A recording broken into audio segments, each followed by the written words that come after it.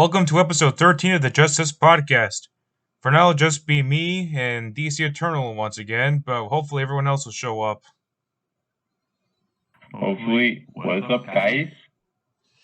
For today's episode, we'll be talking about Batman v Superman in honor of the upcoming release of Zack Snyder's Justice League, Power Rangers Zeo for its 25th anniversary, Transformers Robots in Disguise because it turned 5 last year, and WandaVision because it's got to be acknowledged in some capacity. So first, as always, we go from left to right, and we start off with BvS. Now, this movie has been quite the talk throughout these past few years. Ever since it came out in March 25, 2016, people, whether they are in love with the movie or whether they are against it for various reasons, some are understandable, others mostly petty, mostly the petty ones that are annoying as hell, but we'll get to that. But this film, to this day, has more going on with it in terms of people talking about it than with any other film. And I think it's kind of a great thing in a lot of ways. Yep, and even after now 4 years since it came, and it well for 5 years at least, but almost 5 exactly. But until then, with the upcoming release with the Snyder Cut, it just gives everyone a lot of backwards insight for just how long it's held up as being such a Krav Maga of a superhero film, but yet still one of the most divided ones that came in recent time, which still annoys a lot of us, in the extent for the DC community and just superhero film fandom community as a whole too. But there's still just so much greatness that came out of this film that not many people even want to give an affecting position for from this time. And for good reason, because there's a lot to talk about when it comes to Batman v Superman. Starting with the story. This is a direct continuation to Man of Steel, right at the ending of the movie, where in the final battle, we see a lot of stuff going on with the Black Zero event. We saw it from the perspective of the citizens of Metropolis, as well as Superman, Zod, Lois, and the rest, and now we get to see it from Bruce Wayne's perspective. Of course, it happens right after the obligated origin story, but hey, it's brief. He gets it done, and I can't really complain about this origin story too much, aside from the fact that, well, it's another one, but it shows, yes, you guys get it, you guys understand Batman. Now, instead of showing off his origin story, here he is in the current present day, because you already know Batman at this point, but if you want to know his point of view during the Metropolis Black Zero event, here it is. That's why I'm pretty sure what the film would say if it can speak. But said, it shows. Yeah. And what a scene. Bruce Wayne trying to look for the people in his company, hoping that everyone would be alright during the Black Zero event. Him driving through the city with his car. This guy is no ordinary philanthropist with money in mind. Like, this guy has been through a lot of shit in his life, and considering the fact that he's Batman, he already knows how to take care of himself in these dangerous situations. Maybe not ones as dangerous as this, but he's proof that even if he's still Bruce Wayne, he needs to let out a bit of a Batman feel to him in a moment like this. Yep, and especially with what comes after having 20 years of experience being a seasoned vigilante in your city, and even seeing out of how much Bruce was able to handle from just his normal alter ego form, from him coming out from Gotham and now having to be within such a hostile environment from the Black Zero event, and him driving through all the dangerous terrain and destruction that was coming out of Dogful Mothership, and just seeing how well he was able to handle and go past himself. He was still able to make it close enough, almost in time, to the Wayne Tower from downtown Metropolis. But yeah, it still came out at a terrible cost. Adding on to that is a scene of Bruce Wayne running through the building, especially during a dangerous event. Most people will try to run away from the destruction. Bruce runs towards it instead. He ran into it. And we get to see him in the dusty environment where it's all fog. We see horses. We see civilians that did make it through. We have Mm-hmm. children trying to survive during the field trip, and one child was just standing there, and Bruce was able to save her. And as she finds out, and much to what fuels Bruce in terms of his rage is the fact that the little girl's mother died during the encounter between Superman and Zod during their final fight. And remember when Superman and Zod were flying towards one of the train stations in Metropolis? We get to see a new point of view of it during the opening segment of BvS, where Bruce, comforting the girl, shows his hatred towards Superman. And with the perfect last few seconds of a shot panning away from Bruce holding the girl out of the terror of losing her mom, showing the destruction from the destroyed Wayne building, having the logo wrecked of Wayne Enterprises, just fully bringing a lot of that like greedy and hostility feeling that came towards Bruce, but also just the upholding anger that was right from his face, seeing what will lead him 18 months later to the vengeance that he was going to bring, which foreshadows and comes into play for the rest of the film, which sets up the perfect time of the story.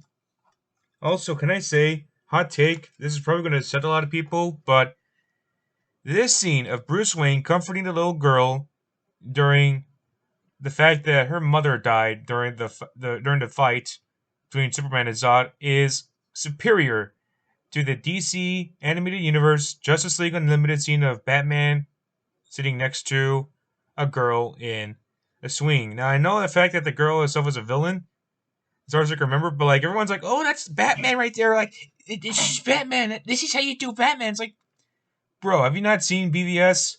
Well, you probably haven't because your bitch ass was probably just crying about how it's Rotten Tomatoes and now it's Zack Snyder. Because, like, the people always complain about, like, oh, Batman doesn't kill. Like, Batman doesn't erase.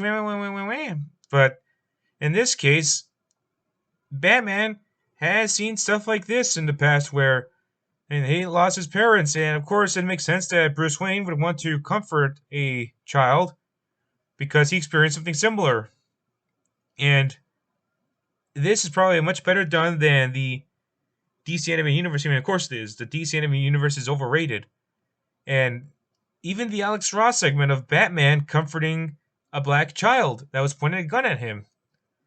And I hate to shit on Alex Ross, but like everyone just loves to complain about how Batman would this is not how Batman would do it. But by that logic, Batman wouldn't like punch a guy that had a bomb strapped to his stomach either in Batman Returns, right? Oh, but it's not Zack Snyder, so what are we supposed to say? Anyways, just want to say that scene better than what we got with the DC Animated Universe and Justice League Unlimited. Yeah, that's agreeable on just like many points. Even that you said with Alex Ross and with Batman Returns, and just in general for how Bruce was able to handle, like the victims that came out, traumatic moments, just like the little girl from the film. That shows a lot of superiority that even he could even bring himself as Bruce Wayne as compared to himself as Batman. It's still, no matter what, either person, either side of Batman and Bruce, it's still the same person that's going to keep comforting the victim because of how they both related in the sense of, such a traumatic event, but also an emotional touch too, of having to deal with loss. Adding on to that is a fact that we get to fast forward, and normally, like, as far as I can remember, they don't really show off much in terms of the regular edition, but in the Ultimate Edition, we get to see right after we have a group of men swimming for a Kryptonian rock, we see stuff like the terrorist group preparing to attack or like probably kill Lois Lane after they shot poor old Jimmy.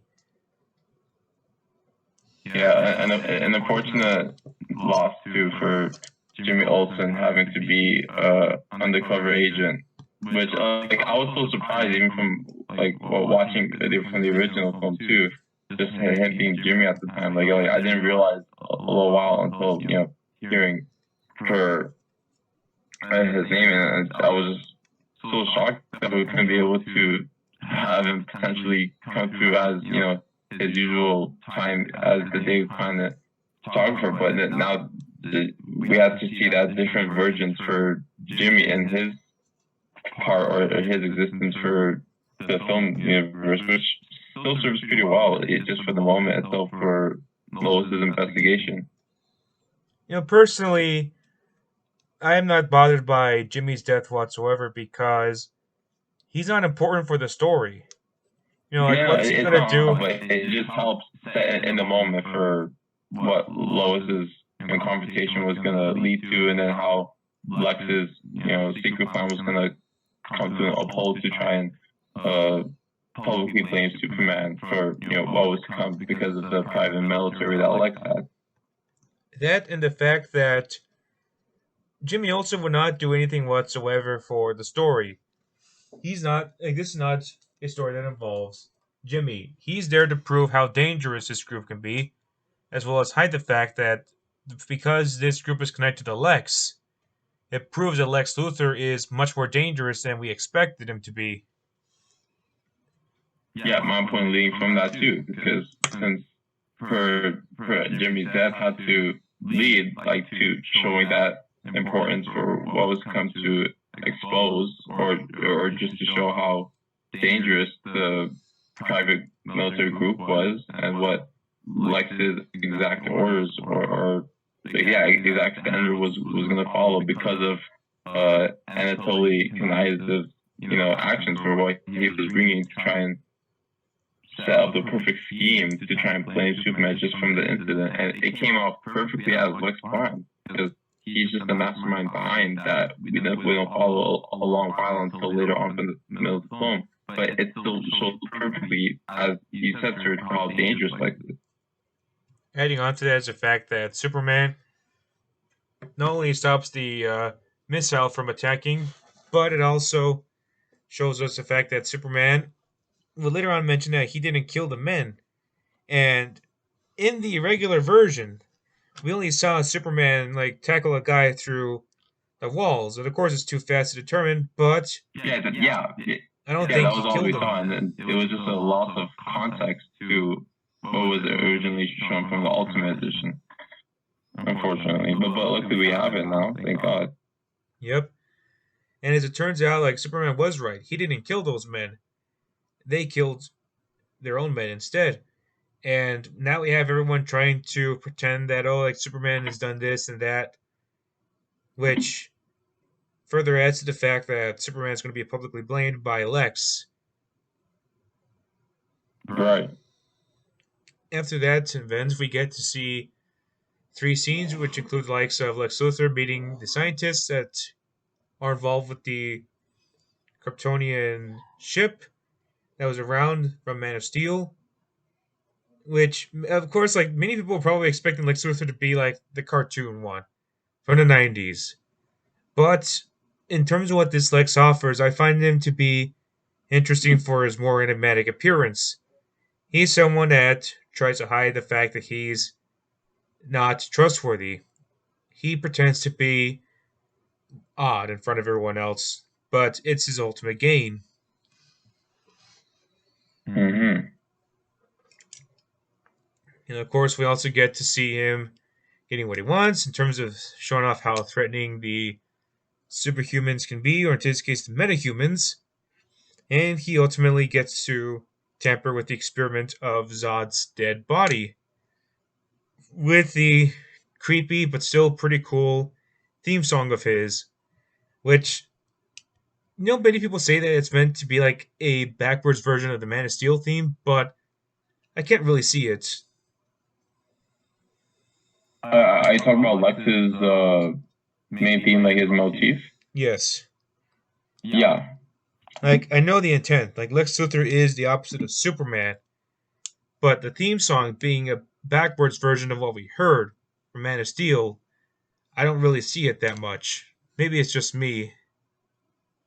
I mean, it can give a sense, just an idea as it's always been set from through every storyline that came from the comics, right? It's always been a full opposite between Supes and Lex, right? Like one being human, one being a godlike figure, but just as an alien. But even so, like it's always been, Lex that has been trying to put his most power, either when it comes to wealth or his intelligence or his stature, for what he has brought to show how more superior he is and how he tries to uphold himself as a godlike figure, since he was that and always has been in his existence in society until Superman came in the picture. And now he's at that, like we already know, between Lex and Superman, their ongoing conflict for just showing who is the most survival of the fittest that comes through. And we see that clear even from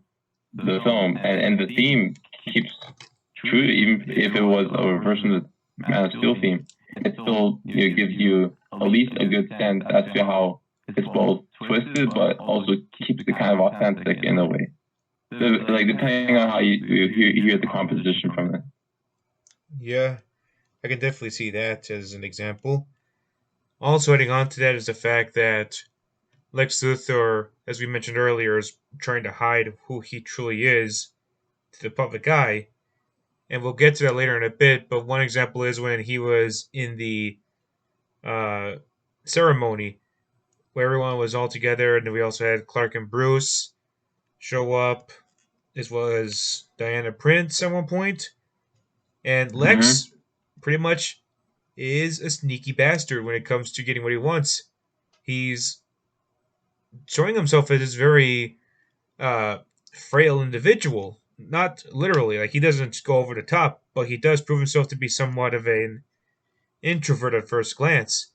Until we see more in the movie the fact that he's much more devious, much more sinister. Yeah, and a lot more mischievous in the sense of how he's always behind the shadows, but yet he's always up in front. He's always, like in the public eye, always, having the spotlight as he's, always shows himself and being a full philanthropist from his sense of LexCorp, but he's still always behind in the shadows, always like holding and tangling the string that he was going to bring between both Superman and Batman. But which shows how masterful his way of thinking and planning is that we see through the story. I want to go and talk about Batman's appearance in this movie because oh my God. The first time we are talking about to say anything. Like, do we even have to say it? Just, I mean, we're gonna say it, of course, we're gonna talk about it, but just like, it's just so speechless, just thinking how long it's been since we first seen Batfleck. Yeah, and the fact that we get to see him for the first time, like he's not even like we already saw him as Bruce Wayne, but the fact that we're still seeing him in his suit for the first time is a sign that this guy isn't just going to show up from the shadows and do his typical route of fighting a drug dealer or showing up like he did in the first movie, where it just says, "I'm Batman," and that's it. Like, this is a far more ruthless take on the character, and for good reason, as we'll discuss in a bit. But actually, let's get out of the way. Like, first of all, like this Batman friggin' branded one of the thieves, which is perfectly understandable. Like, the thief was someone that was involved with a sex trafficking sort of crime. Like, he was a bastard. Batman had every right to burn him. And of course, the best thing is the fact that, like, the ladies are obviously, like, the women are obviously like thanking him for what he's done. Like, they were grateful for who he is or what he's done, but they see him as somewhat of a demon. They probably weren't used to the fact that Batman is a character that's prominent in Gotham City. And especially with him, pretty much within the year and a few months after the Black Zero event, with having his return as Batman, it just brought a lot more fear within the eyes of both the victims that were affected from the sex trafficking or the human trafficking victims, right? Even they were saved and they were thankful, but yet they saw a full demon just within their eyes, with their fearful eyes. So with them having to force themselves to stay locked in and having to set that tone and just set the environment of just a full like ecstatic and like fearful sense that even let the cops or at least the rookie cop having to try and investigate, which led him, to finding the human traffickers, like branded and tortured, left in the radiator. Just seeing that moment, just from the leading to the reveal of Batfleck, it was just like some of the most jaw-dropping moments that I've ever seen in my life of any film that I remember since. But more importantly, the branding that Batfleck does on the criminals is something we've only seen, as far as I can tell, from the old serials. Now, obviously, like at this point, we know that Easter eggs are annoying. It's like we get it. Something is based on something. But the thing is that people are pretty much upset that Batman would do such a thing. But like, it makes sense. Like, you want Batman to kill, or do you want him to leave the thugs as part of the court's final decision or the police's final decision? It's like, this makes sense for Batman not to kill, but for him to lay waste on the thieves. Exactly, and to even just set as a vile warning with him, coming back to the streets and, setting a full example for anyone within the underworld or the crime underworld business, just knowing that he's watching, he's setting himself as just the full protector, right? It's just to keep saying the idea, but he does it out of brute force, like he did with each victim branded, including the first one that we've seen. It's pretty much a sign that, like, this is not your ordinary Batman. And that's, like, perfectly fine with me, too. I mean, we've already seen different sorts of Batman in the past, and this one is unique. Like, sure, he may look like a walking Dark Knight Returns reference, which we'll get to soon, but at least he feels like someone we've never met before. Like, this is the first time we've met this Batman. And later on we get to see, like, his past.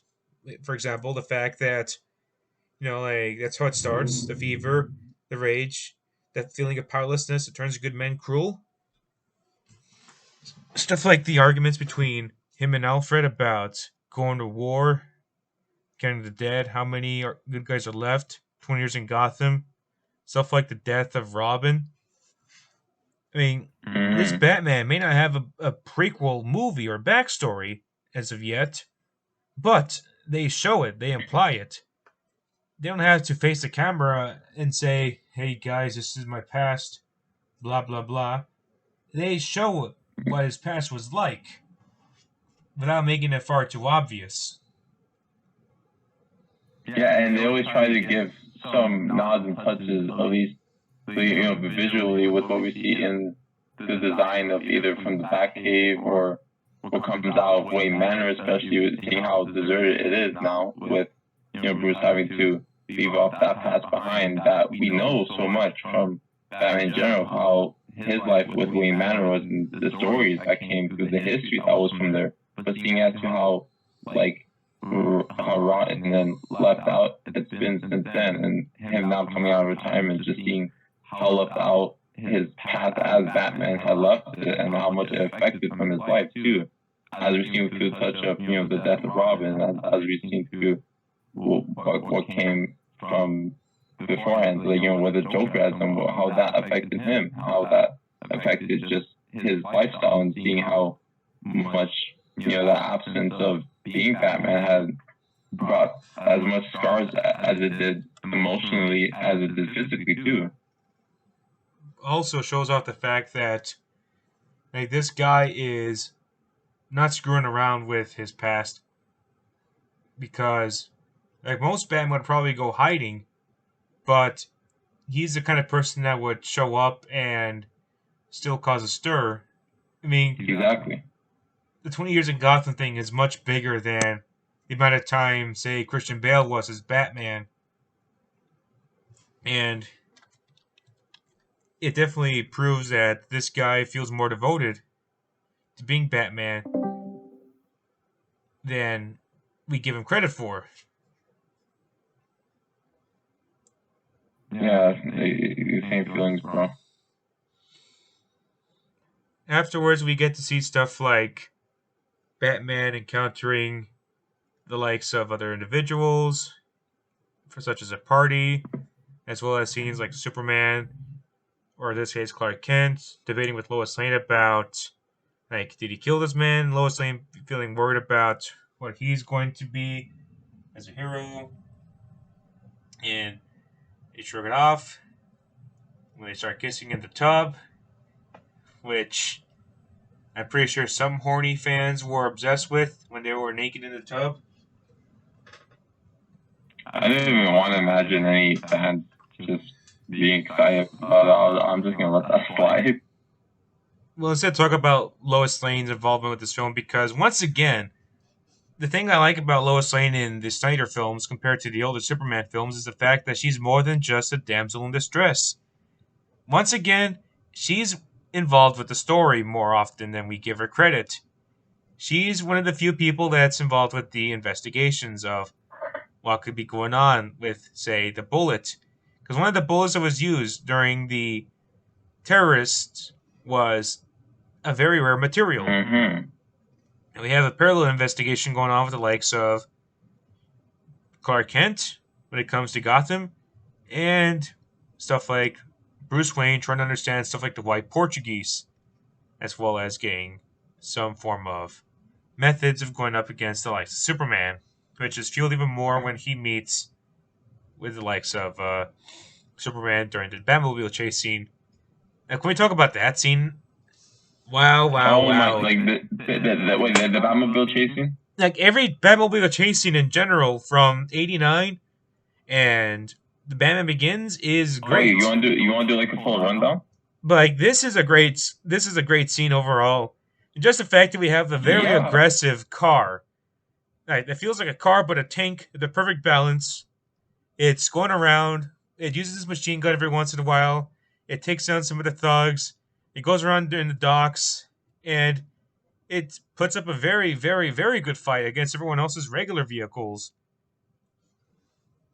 Because it didn't feel like so how so actiony like I don't know how to describe it, but in the sense of most action films with how their car chases like it's just sometimes flashy, quick editing, and it just like bland, like they just rush it. But for this sequence, they've done it right for the showcase of the Batmobile, like just giving off of how well and different this Batman is, just not just by himself, but from his technology, and seeing how his use of the Batmobile was. And it was done perfectly, just from the executions that came out, just from how well it was handled, how authentic that it kept itself as a fully motorized vehicle, and seeing how it handled from its terrains, and how, especially from the moment when the Batman had to grapple one of the vehicles that he took down, and just using it to try and launch and have a tackle on the other vehicle, like that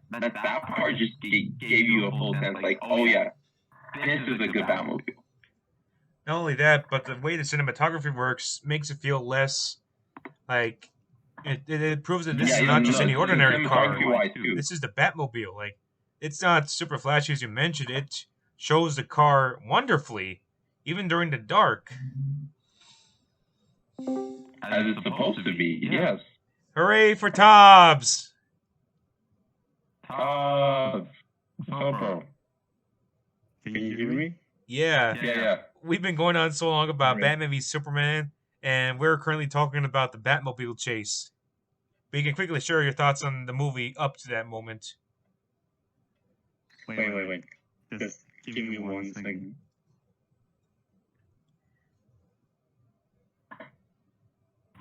Oh, feature, new phone, sorry. Okay, bro. Yeah, it's fine. It takes some getting used to with your new phone. So is a new phone. Yeah, I had a similar thought as well. I mean, I got my new phone. Okay. It's a Motorola, and it's good. Oh, you got a Motorola too? Yep. So nice to have it. Like, it's got like 3 camera lenses. It has. Yeah. It's got like the motion activated features, like every time you pick it up, the screen lights up, or you can wave it around and it activates the flashlight. Wow. It's an upgrade from comfortable. the Samsung phone I had, the Galaxy, and Motorola. Can you please shill us? Can we please be your shill? Can we do like? I'm gonna have to cut this part out, aren't I? I still keep recording it? Yeah, we're still recording. Huh. I'm probably gonna have to put like a Dude, post credit scene We sort of can thing. still leave if you want.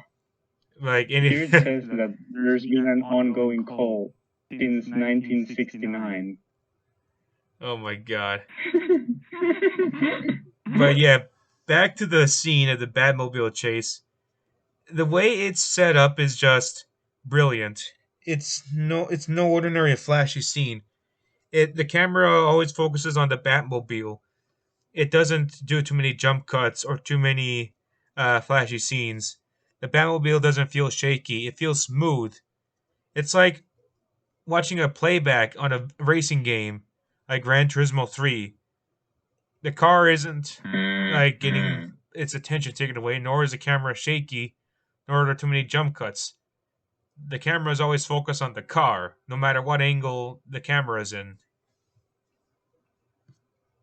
And it feels in the way just how the shots are handled from like, for example, like just the moment when the gas truck is coming in line, and then one of the drivers gets distracted and then he just runs into it. It just felt so fluid, just like seeing how each cut went on, and then just a shot from like the camera being locked on from one of the tails, one of the bat tails that was coming up from the explosion during this time, and then just Batman just breaking through the building, and then just him kind of drifting off, and then which led him driving and like boosting from his adrenaline out from the booster and driving into the truck after. Nothing came wrong. Like any other film, it would have just fell off. We wouldn't have seen much. But just from the moment of the Batmobile driving out the tower, just hitting one of the guys inside the wrecked trailer with Anatoly there with his launcher, everything was just fluid from then on. Like nothing shook or just like took you out of the moment.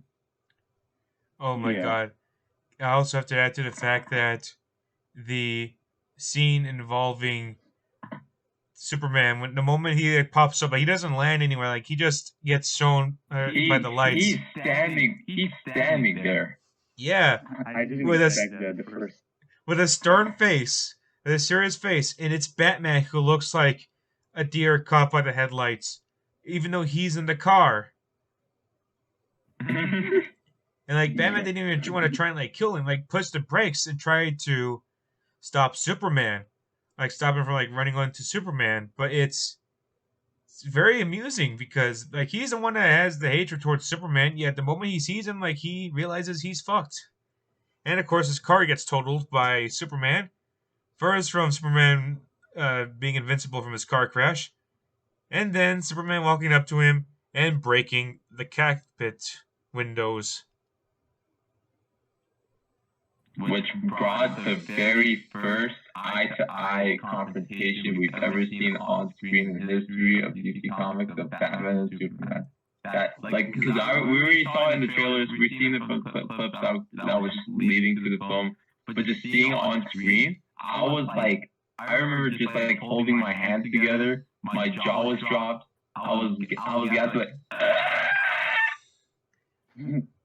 I don't know about you guys, but like that was just me exactly how I remember myself on my seat from the theaters. I was just smiling, just hearing like Superman give his breath, and that Batman as being like he was like, next time you go. I was gassed. Like the lines themselves are very good. Like Superman, like of course being Superman, being a man with responsibility, warns Batman that vigilantes like him aren't allowed. Next time they shine light in the sky, don't go to it. The bat is dead. Bury it. Consider this mercy. And yeah, Batflick was like, "Tell me, do you bleed?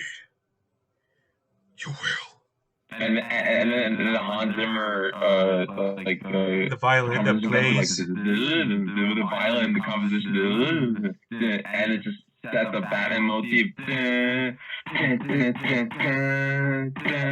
think it was like more like oh my god. I think it was more like something like that. I'm really gonna plan on rewatching the DCEU like all over again, but just I'm just gonna be happy watching the scene again, just on my TV. I just love thinking about how perfect the scene was beautiful. Thinking about it. Oh god.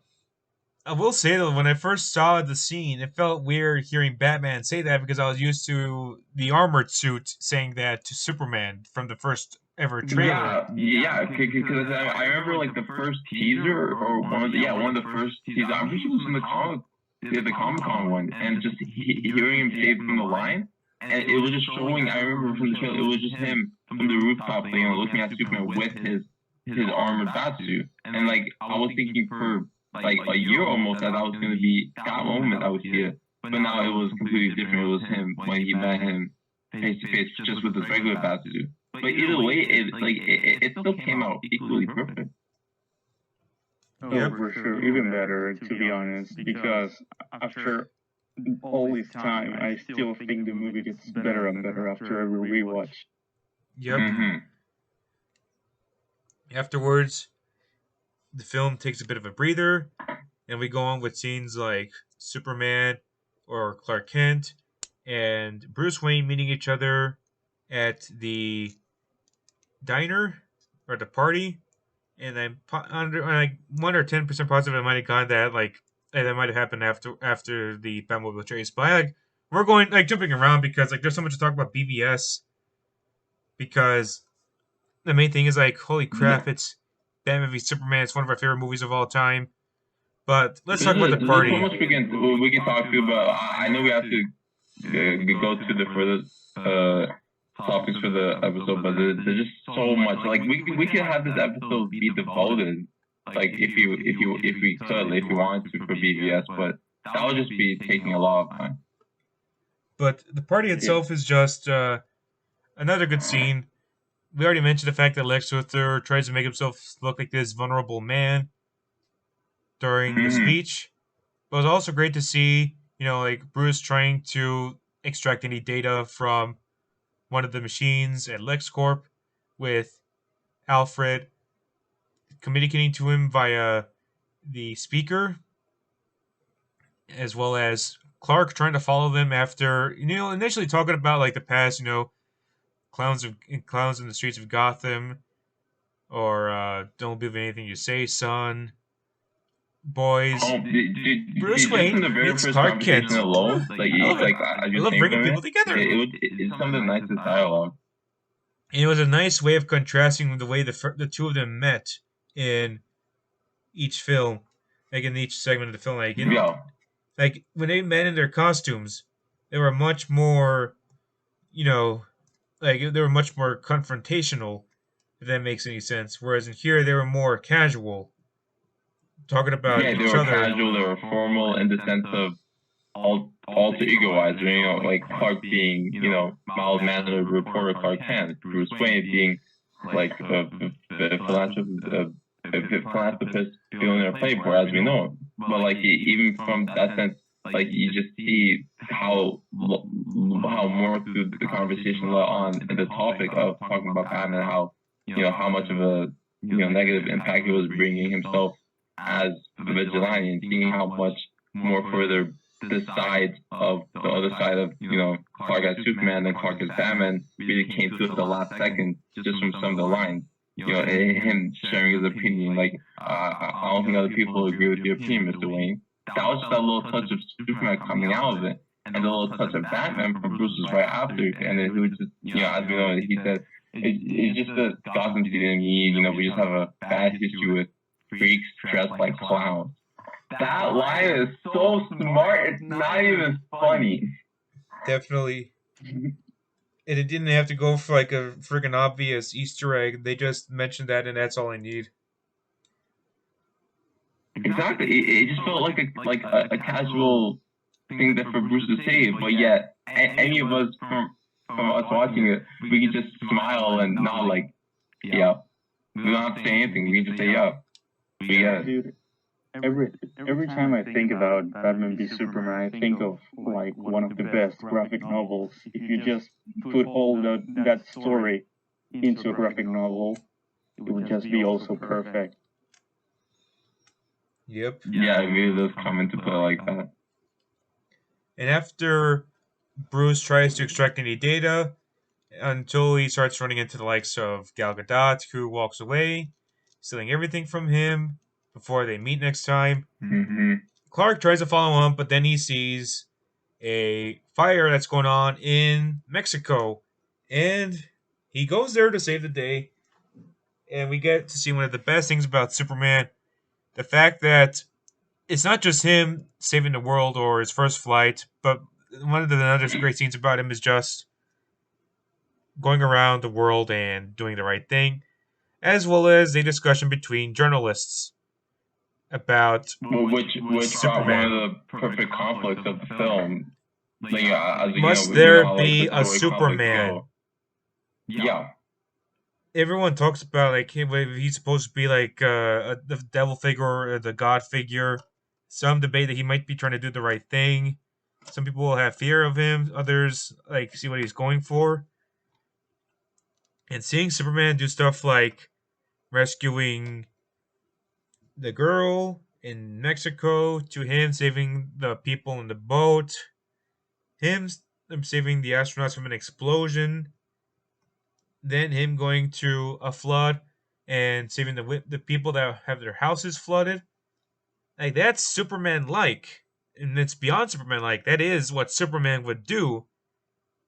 And it's great that we've moved on from stupid stuff like him saving your cat. Leave that to the firemen. Mm-hmm. Yeah, it never made that much sense.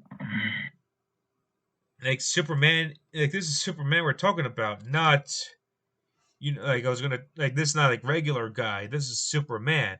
Superman handles super big jobs. Exactly. Yeah. And after the debate's over, we get to go with more of the stuff that happens, such as earlier in the film, one of the former Wayne employees starts to have a hatred for Superman and starts to defame the statue that was built in honor of the hero himself.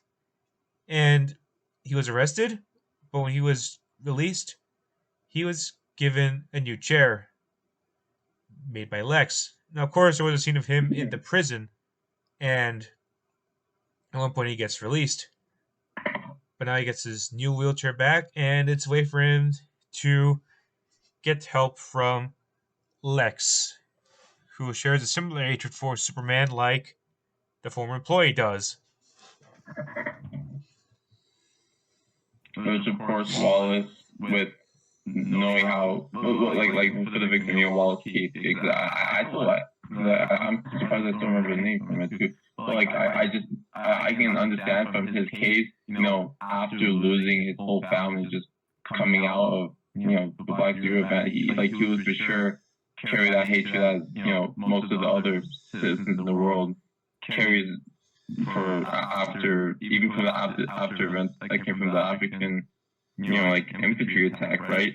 So with him being a victim that led to more hatred to Superman, it would be easy to understand his acceptance for, Lex's offer with the new wheelchair and how he was going to ask him to try and stand in the trial, try to talk in opposition against Superman with the future conference that we see at the Capitol. So it does make sense, but it just follows in a negative sense, seeing how he chooses his options to try and talk towards hatred rather than support, even though everyone knows how innocent Superman is. But through Wallace's perspective, with what he had to go through and how left out he has been out, he has nothing else left in his life. It makes sense, but it just came at a bad cost later on, as we know.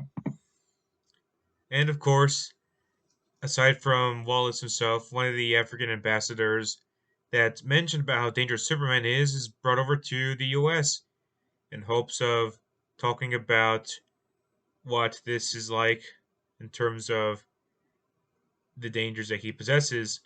I should mention that it was also interesting to see people from different parts of the world reacting to not just Superman but also Batman. I remember one of the scenes of Clark Kent investigating about normal journalism, and he encounters a man who talks about how there's a new kind of mean in Batman. He scratches a lottery card Oh and yeah, reveals a bat wait, symbol. when he was at one of the little apartments in Gotham, right? Yeah, Yeah. Yeah, right. I think he was looking for that African woman who appeared at Yeah, the court. Yeah, he was. I remember. They, yeah. Also, adding on to that was or the fact maybe that not. Maybe he was looking for the wife of that, I think, Mexican guy also who got murdered inside a prison. That could be another one. I really don't remember perfectly. I think that part came pretty much after his murder, like when he was shanked at the prison. But even though that was only in the order for Anatoly, since he didn't want that was Lex's plan, since Lex didn't want to have furthermore spread for Batman. I think he didn't want Batman to have any more grave suspects or criminals at the time, since he had to leave more of a touch to get Superman really into the Batman conversation. So pretty much that leading to his death, which led Clark having to go to the Gotham station, needing to talk to his wife, and like the woman, like the woman with her baby, wife, was led to the conflict. Mm-hmm. and now it all leads up to the Capitol scene, which the fact that we get to see Superman walking in, and it contrasts with everyone else is prepared to discuss about what's going to happen. Oh, of course, I had also mentioned the fact that before then, Lex is shown talking with the lady about gods not coming out, like devils not coming not from hell beneath us, but instead coming from the sky, which further connects his hatred towards metahumans, especially Superman. Mm-hmm. It turns from like a very casual scene of them talking, but it grows much more sinister. And in between these scenes, we have Lois Lane still going on about this, like the mystery behind all this sort of stuff, and she tries to run into the likes of journalist Onewick, but he refuses to help her out. And it further commits her in wanting to continue this investigation, even if no one else is as devoted as she is. But luckily, he was still willing to try and take his time to investigate, which led to her theories being correct of who was behind from the military's attack, and what was the real accusation that came through, which led her finding out that it was Lex behind to the secret attack, which helped a lot more for her involvement, as you said earlier, for how more investigative she was, and the characters as the reporters. So it was very more intentional and helpful in the sense for her finding the history behind that one bullet that went through her journal, and her having to further more in that investigation, and her having to try and even get Carrie to try and run through the story, seeing how all the pieces were coming together, but yet that leading to the Capitol was just going to change everything from that point too. Even Clark was trying to be investigative with this sort of stuff as well.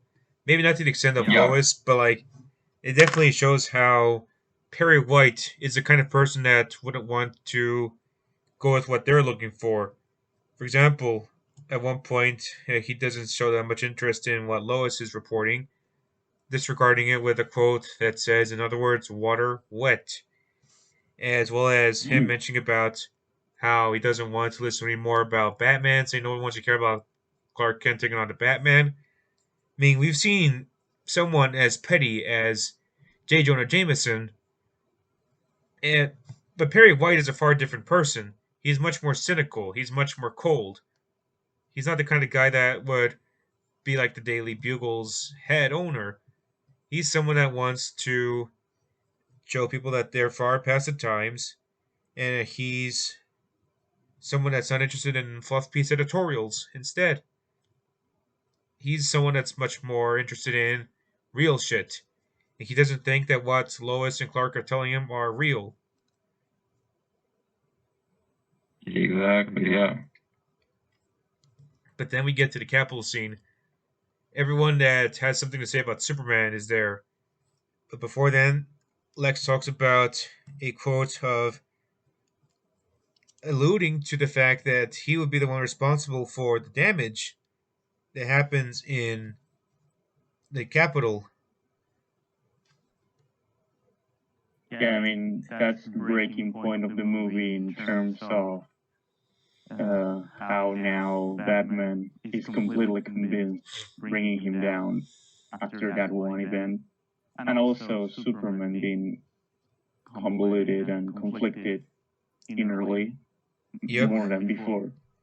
So yeah, it's that point. I honestly think it's one of the best parts of the movie by far. Yeah, and we've seen him trying to like look to his mother for help, and she is telling her like, "Be the hero, Clark." Like, they like be the hero. Like, don't like worry about what they think. They don't deserve. Like, you don't have to. Like, you don't owe them anything. You never did. And of course, like his father, Jonathan, has a similar thought, but he's much more of a he's much more out there in in a much colder area. Both of them have somewhat different views, but ultimately the main thing is that they each care about their son. They want his son to do the right thing. The fact that the media is just freaking out if he's supposed to be like a new god or a new devil figure further paints him, especially during the aforementioned explosion of the Capitol. I mean, you have everyone that's out there, they're like bloodthirsty in a way. They want him dead. They think he's a threat. And they're convinced at this point that the moment the explosion happens, they're upset that Superman has tried to cause damage, but they don't know the truth. And of course, Bruce is convinced at this point, as you mentioned, that Superman is evil. Like, he's a bad person. And we also get stuff like this in the film as well, where after he gets like all the data from meeting Lois, he gets the equipment that he was using at the party, and he starts getting stuff like the nightmare visions. And of course, people debate about how if this was meant to be like a vision or if this was something that actually did happen. But the Flash went back in time to warn Bruce about it. But I'm convinced that the flashbacks aren't actual flashbacks, but something that did happen in the movie, but the Flash warned him about. And something I'll play off even more with Zack Snyder's Justice League. Remember when people said those scenes were unnecessary? Now they look are. At them now. They look like fools. Like, because they really thought the sequences was purposeless from the time, but yet, like both of us felt how much that was gonna set up the potential, future that we're gonna get to see very soon now with a lot more to the storyline of the nightmare future. Yeah. Plus, the nightmare scenes are a warning of what the future can hold, especially when Bruce realized that he was in this future. Now, of course, when the Flash shows up, it doesn't seem like it seems a little weird, but it makes sense to the fact that perhaps the Flash, like, they didn't have someone like Bruce, so they went back in time and told Bruce about what happened. And he's like warning him, like, Lois is the key. Find us, Bruce. Flash is warning Batman that if they don't form their league, then they're Am I too screwed. soon? He's indeed too soon, but it works. Like, this is the moment where Superman needs to either be taken down or a league needs to be made. Batman, having a much larger hatred towards Superman, goes with wanting to kill him. But that would also have an outcome of its own that if he were to succeed, then sure, Superman may be done for, but that'll lead to other problems without him. Yeah. As we go along, we go back towards the present time. While Bruce goes over the metahuman files, at one point he encounters stuff like both he and Wonder Woman encounter stuff like the other individuals, such as the Cyborg, the Flash, and Aquaman. They even have little symbols for them. Of course, people complain about them, but like the main thing is that they are metahumans. They're meant to show how big the world is. You have a man that lives in the water. Yeah. You have someone that has super speed. And you have someone that's been tampered with a mother box for an experiment. And we also get to see how one of the boxes has the lady, Diana Prince, that Bruce met, who turned out to be an Amazonian warrior. Which helps, also give the foreshadow with what was going to be seen for, the Wonder Woman film, but even for helping, set out the conflicting idea of what Bruce had for the mysterious woman that's been everywhere, to like the party and to, meeting at the art gallery, just seeing what secrets does this woman have to be having to be so involved with my mission, trying to take Superman down, with her having to have such a keen interest in having my personal drive, which luckily led Bruce to having to find her answers just to the chip that she was so keen on getting, just trying, as we know, to get an unknown photo dating back to, Diana's history, but with having that confrontation come through, and with Bruce finding out, like, besides with every menu, with everything between Cyborg to Flash and Aquaman,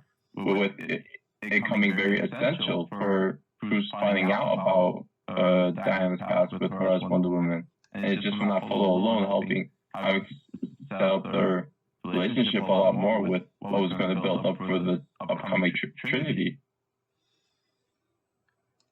But until then, we get to see Clark struggling to see himself as a hero.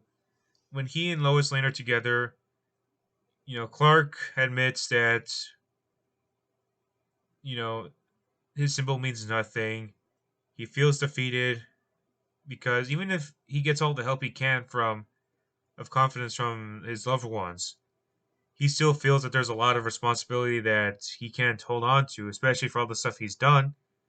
And many people complain about Superman giving up, but in this case, it makes sense. Like, he doesn't want to make himself look like a threat. And with all the visions that Bruce had, or potential futures that Bruce was in, with Superman being a threat, like, that's something that Clark would want to avoid unless something bad was to happen. Right. Well, everything happens in the meantime. We have both Lois Lane getting kidnapped at one point by Lex's crew, and another group tries to go after Martha Kent in hopes of convincing the world even further that if anything was to happen to these people that love or that Superman cares about, then they're going to show, or they're going to see how deadly Superman is if he's unleashed, because like Superman, the thing that Superman cares more than anything is his loved ones. People like Martha Kent and Lois Lane. Those two are some of the biggest, most important individuals that he's known. And if anything bad was to happen to them, then he's going to lose his shit. He's going to get upset. We've already seen that with him beating the shit out of Zod in Man of Steel when he threatened his mother. Oh yeah, don't touch my mama. Well, he is able to save Lois. He starts to find out that his mother's been kidnapped. And Lex decides, you know what? If you win, if you bring me the bat, then I'll let her go. And Superman is convinced of this. But before then, Lois finds out that Lex is indeed behind all this. All because he hates metahumans like Superman. He is upset that God wasn't able to save him from Daddy's fist because his father was an ass. And believing that God never saved him, he decides to see Superman as God and wants to crumble him and prove the world that people like Superman should not be trusted.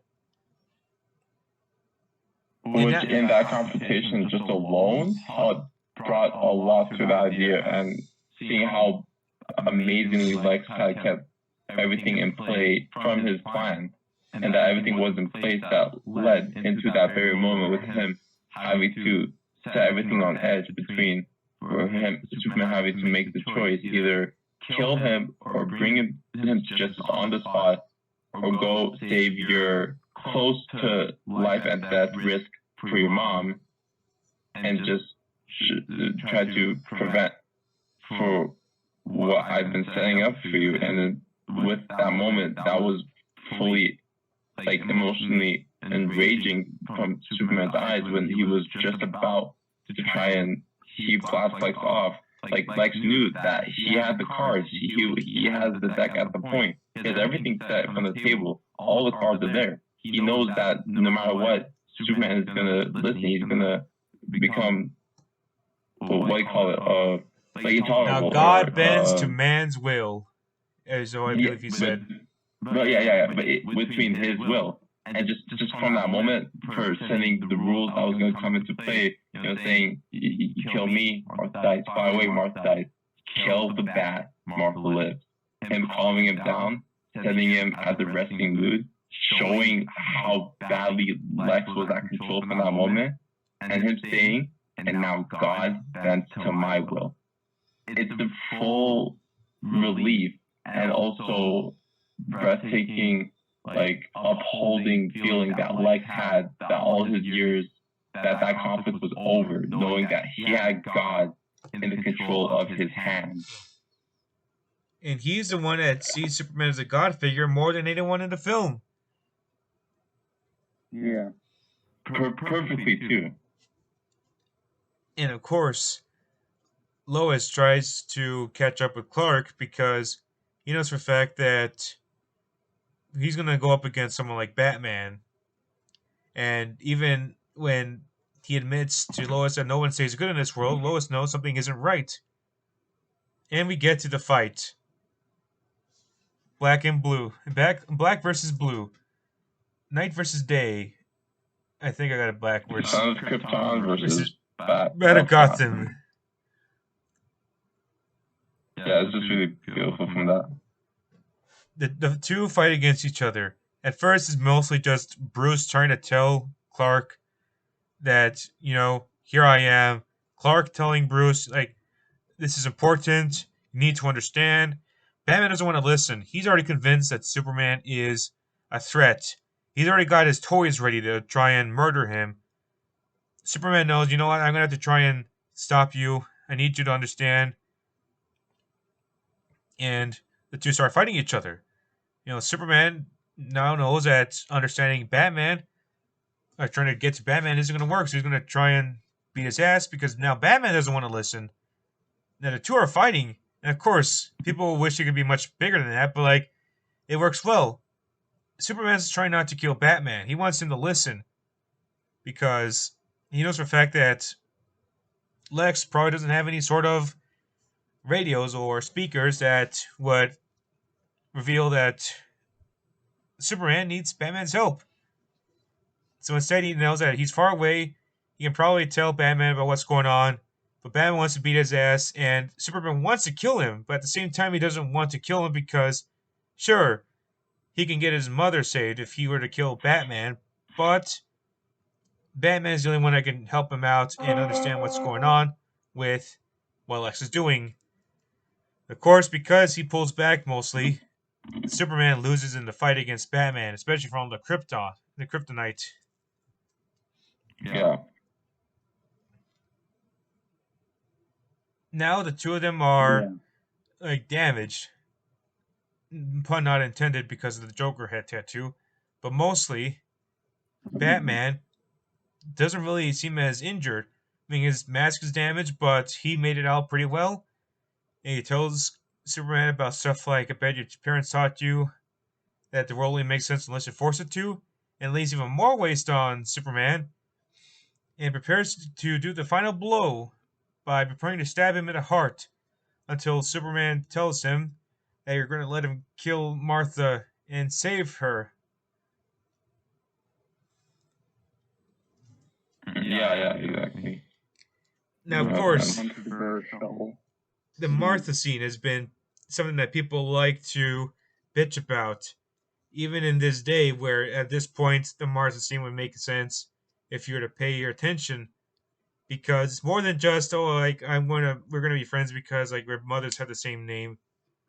The main thing is that It's something more significant than that. But even though it's still annoying in the case of how 4 or 5 years later we're gonna have to explain it more to the fans that are not willing to actually put the time to really like know between what comes out of the history from both these characters, and what the relation and what the sense of how important the relation is that sets the moment of like the threat of Martha's life and how that brought them together. But yet they're not going to understand it, no matter how much we explain to them at this point.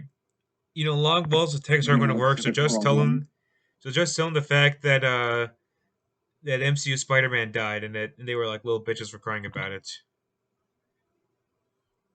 The thing is, people just always want to act smarter than the movie, and that tendency is even bigger with Snyder movies because, I don't know, critics kind of feel less when they watch them. I have no idea, but they do that a lot. It's a feeling of powerlessness that turns good men cruel, or that turns mediocre critics even more mediocre. Exactly. Pretty much.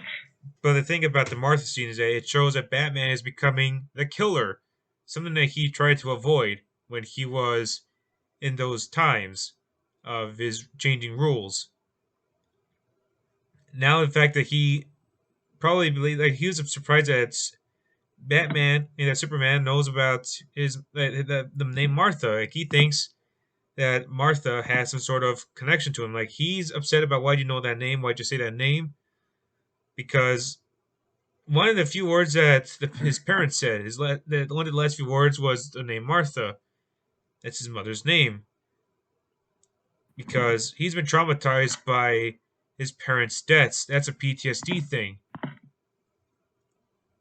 Lois runs up to Batman by saying, like it's his mother's name, and Batman realizes that this man has a human family. And he realizes the damage that he's done because Superman is not a monster. He's trying not to make himself look like the God figure or the devil figure. He's trying to do the right thing. And he now realizes he fucked up badly. He throws the staff away, and now he gets an understanding of what's going on with everybody.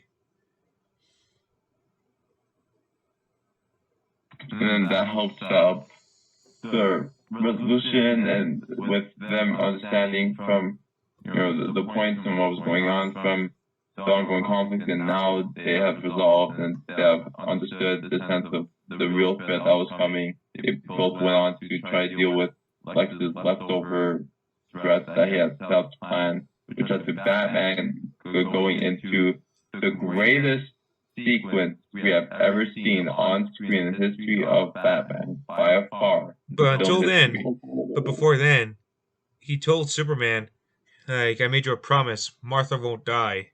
Oh, my bad, yeah. But before that, him saying that importance that he was instantly gonna get that recognition, the recognition, and try to resolve the overall like conflict that he had with him being like an 8-year-old child not being able to save his parents, and just him being able to get that second opportunity, but only in the way of Superman's mother, but being the other Martha, that he can try and finally resolve his long time conflict with him not being able to save someone that he's regretted for all his life. Now he took the opportunity, and as we see him, like I said, he will go on with finding Anatoly's military, which leads him to saving Martha.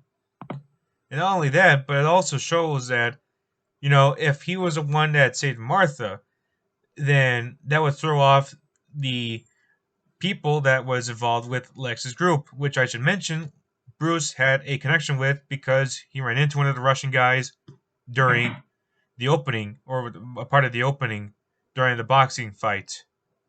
Yeah. Showing a much more underground type of Bruce that will go into some of these shady areas.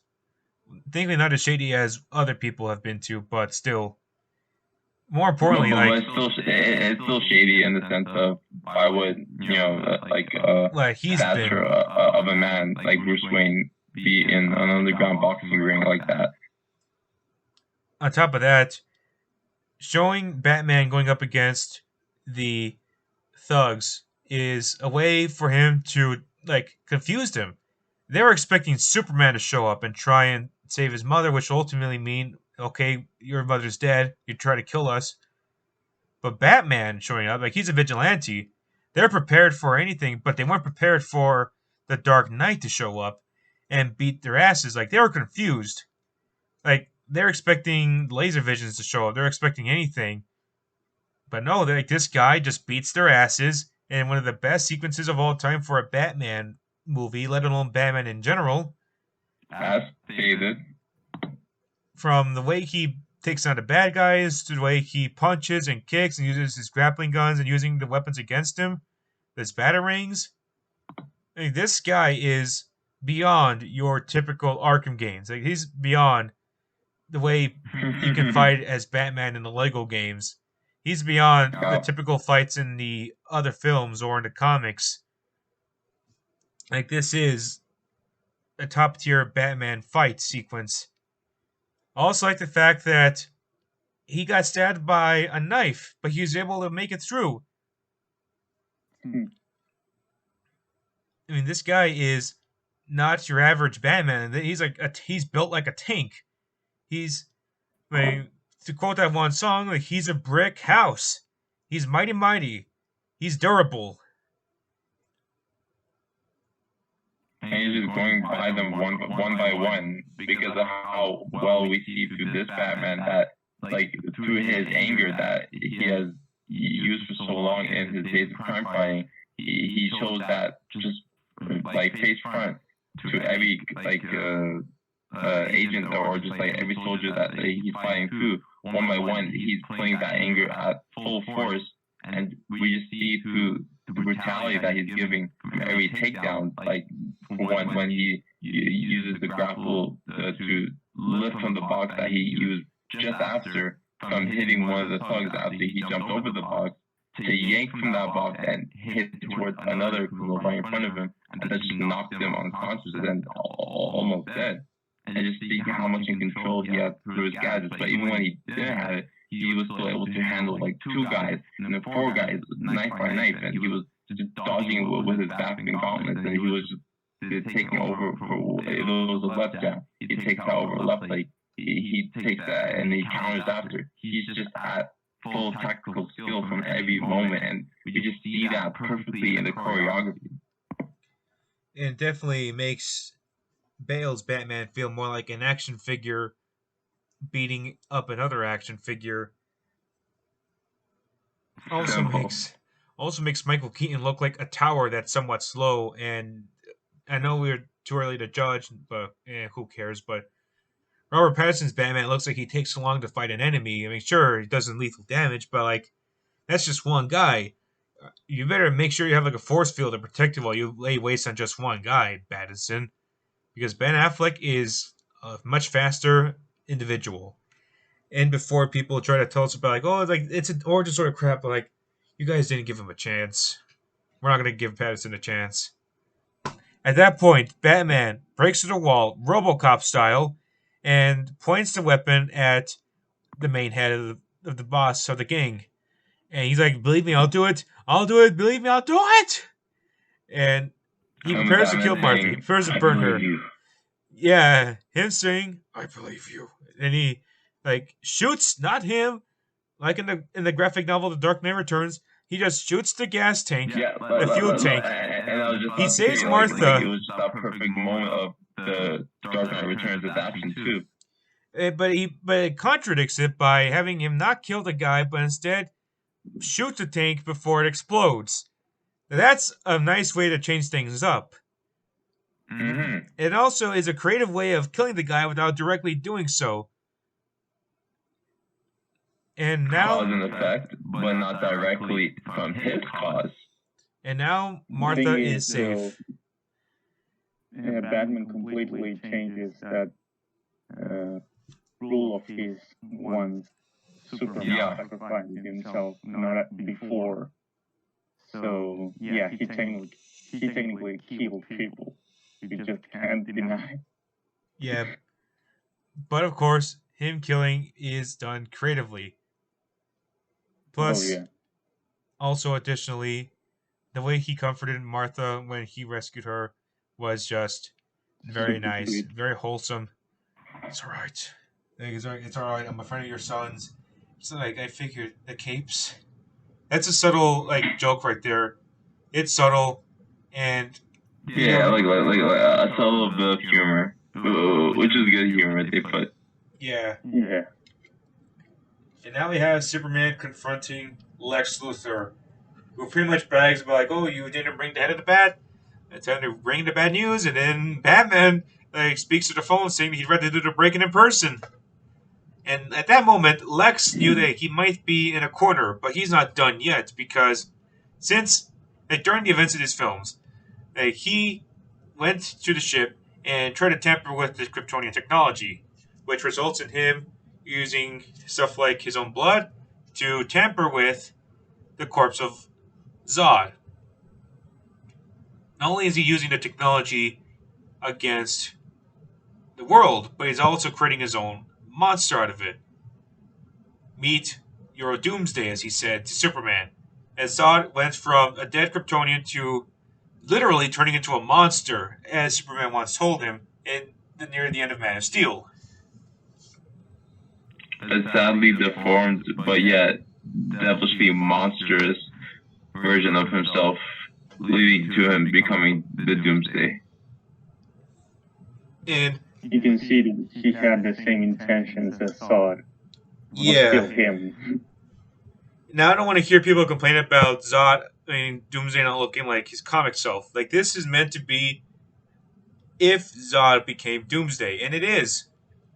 Because I'm tired of people trying to complain, I want to make things be comic accurate, but this is unique.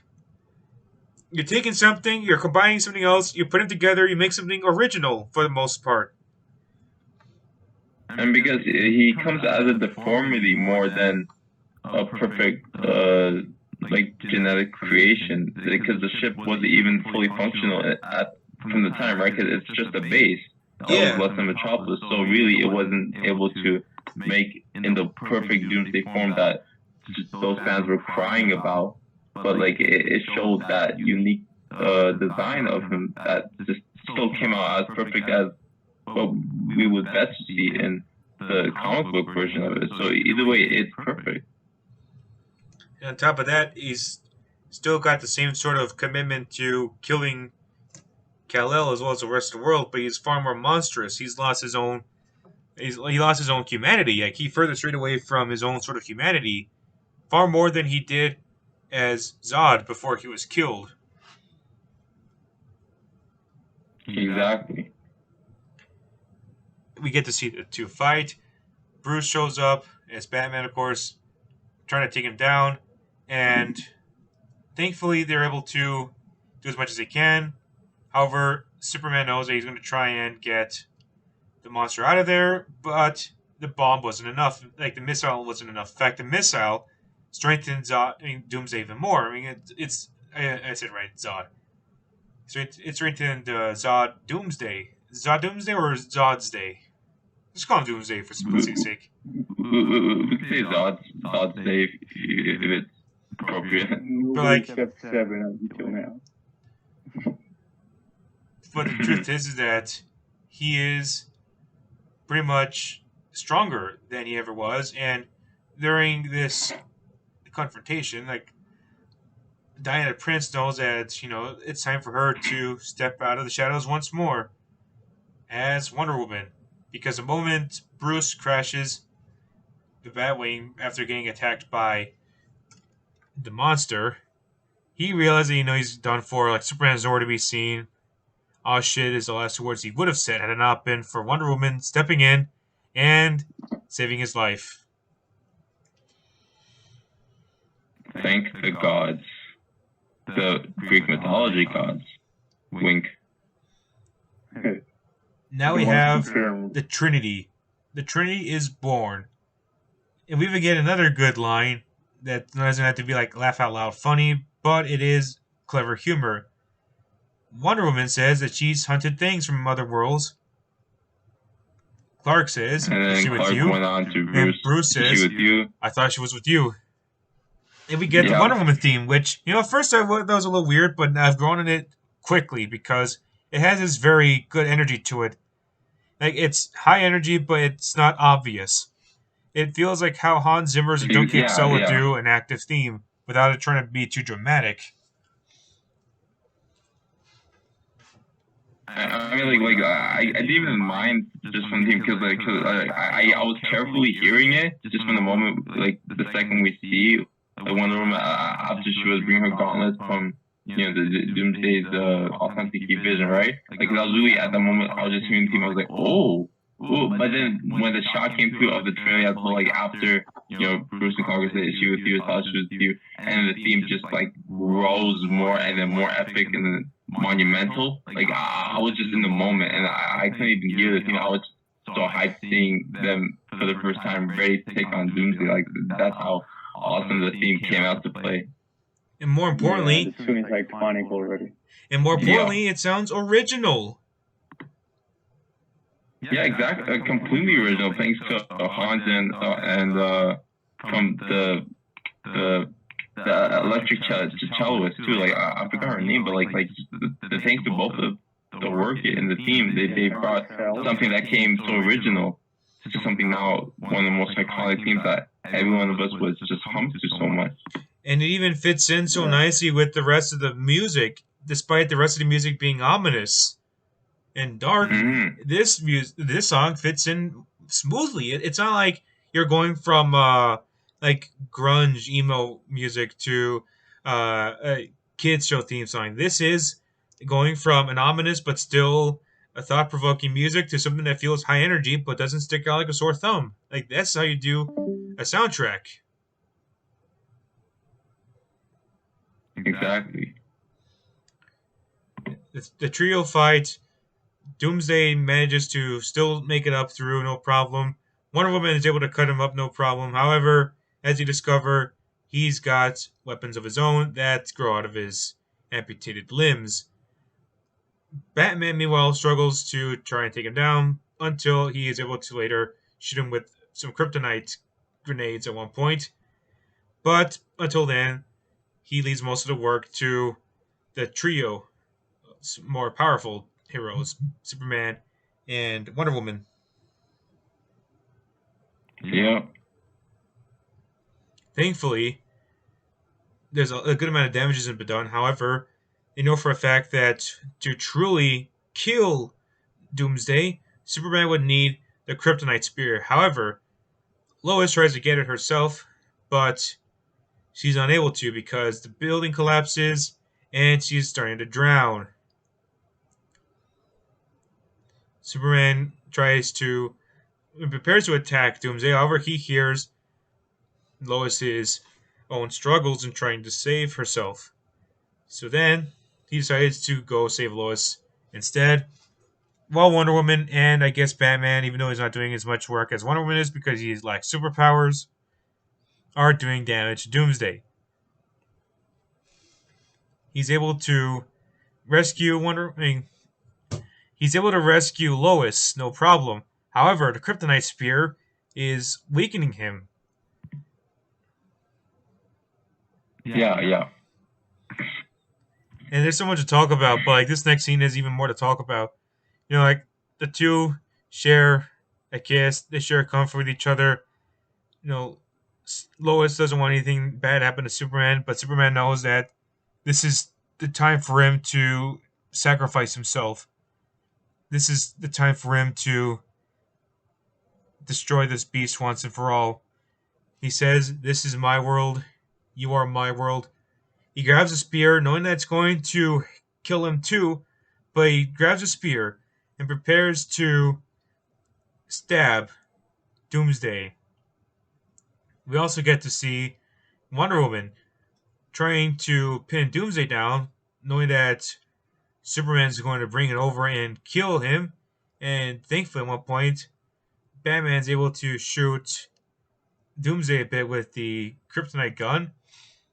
Superman brings a kryptonite spear, and while he's able to successfully stab it, he unfortunately, because he's been exposed to the kryptonite himself, his immune system is much weaker, and as a result, he doesn't make it through from getting stabbed by Doomsday in the chest.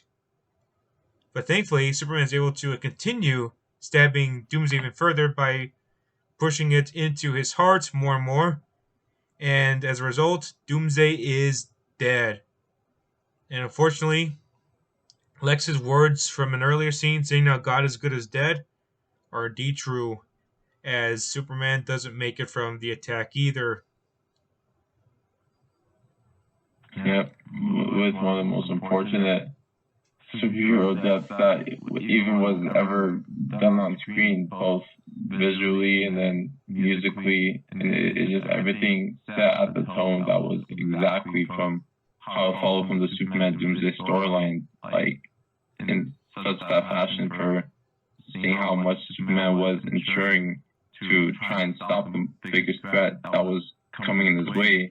And with him having to make that ultimate sacrifice, really brought the gravity right after between both Batman and then Diana. Or just Batman, Wonder Woman, or just Bruce and Diana in general. But even seeing how much it set that tone, even from the somber theme that came after with the woman vocalist, like it just really brought us into that true emotional state. It was just a real loss from after, which I still remember crying. Even though I have that strong feeling for sure Superman will come back, but I just really felt in the thought that Superman was for sure gone. And of course, seeing Lois cry at the death of someone she's cared about, while having Wonder Woman and Batman look at her sadly, adds to the fact that Batman lost a lot of people that he couldn't save, and Wonder Woman lost a lot of loved ones too from her past. Those two can't show off the same emotion that Lois has, because she is not used to the sort of environment that both of them have been, and those two have very different environments in terms of what they've been through. Yeah, right. Sure, the day is saved. I mean, we get to see Lex Luthor getting arrested until he sees a bit of a message about Steppenwolf and the mother boxes until it disintegrates. Sure, we get to see Lex Luthor in jail, but the sad thing is that Superman is done for. At least not until we see Zack Snyder's Justice League, but everyone's mourning for him. A lot of people start to regret their comments of what they said. They all come together, they all mourn this man. We get to see stuff like, if you see his monument, look around you. We get to see everyone. It just instantly brings everyone to that sad realization that they've lost the most devoted and the most truest hero and their savior of Earth that has been hated so recently, but yet now they've on the verge of showing back the love again after that sudden loss, since it was sudden for them. But yeah, it was so long and daunting for everyone that was involved, with Swanwick and with the other military included, and then with, of course, with Batman, with Wonder Woman, and with Lois. And it's just seeing how more affected they all have been in that case.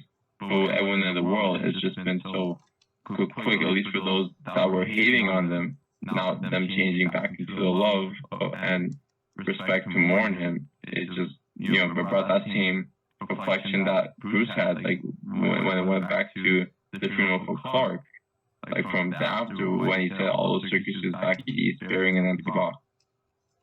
Definitely.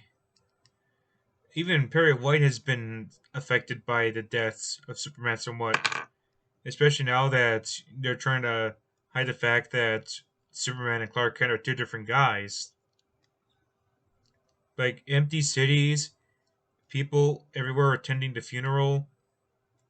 It's a beautiful sight. Like, even the bagpipe music is depressing and sad. Mm-hmm. Because they play that for the people that died for a country, like the U.S. In this case, they're mourning for someone that died for the world.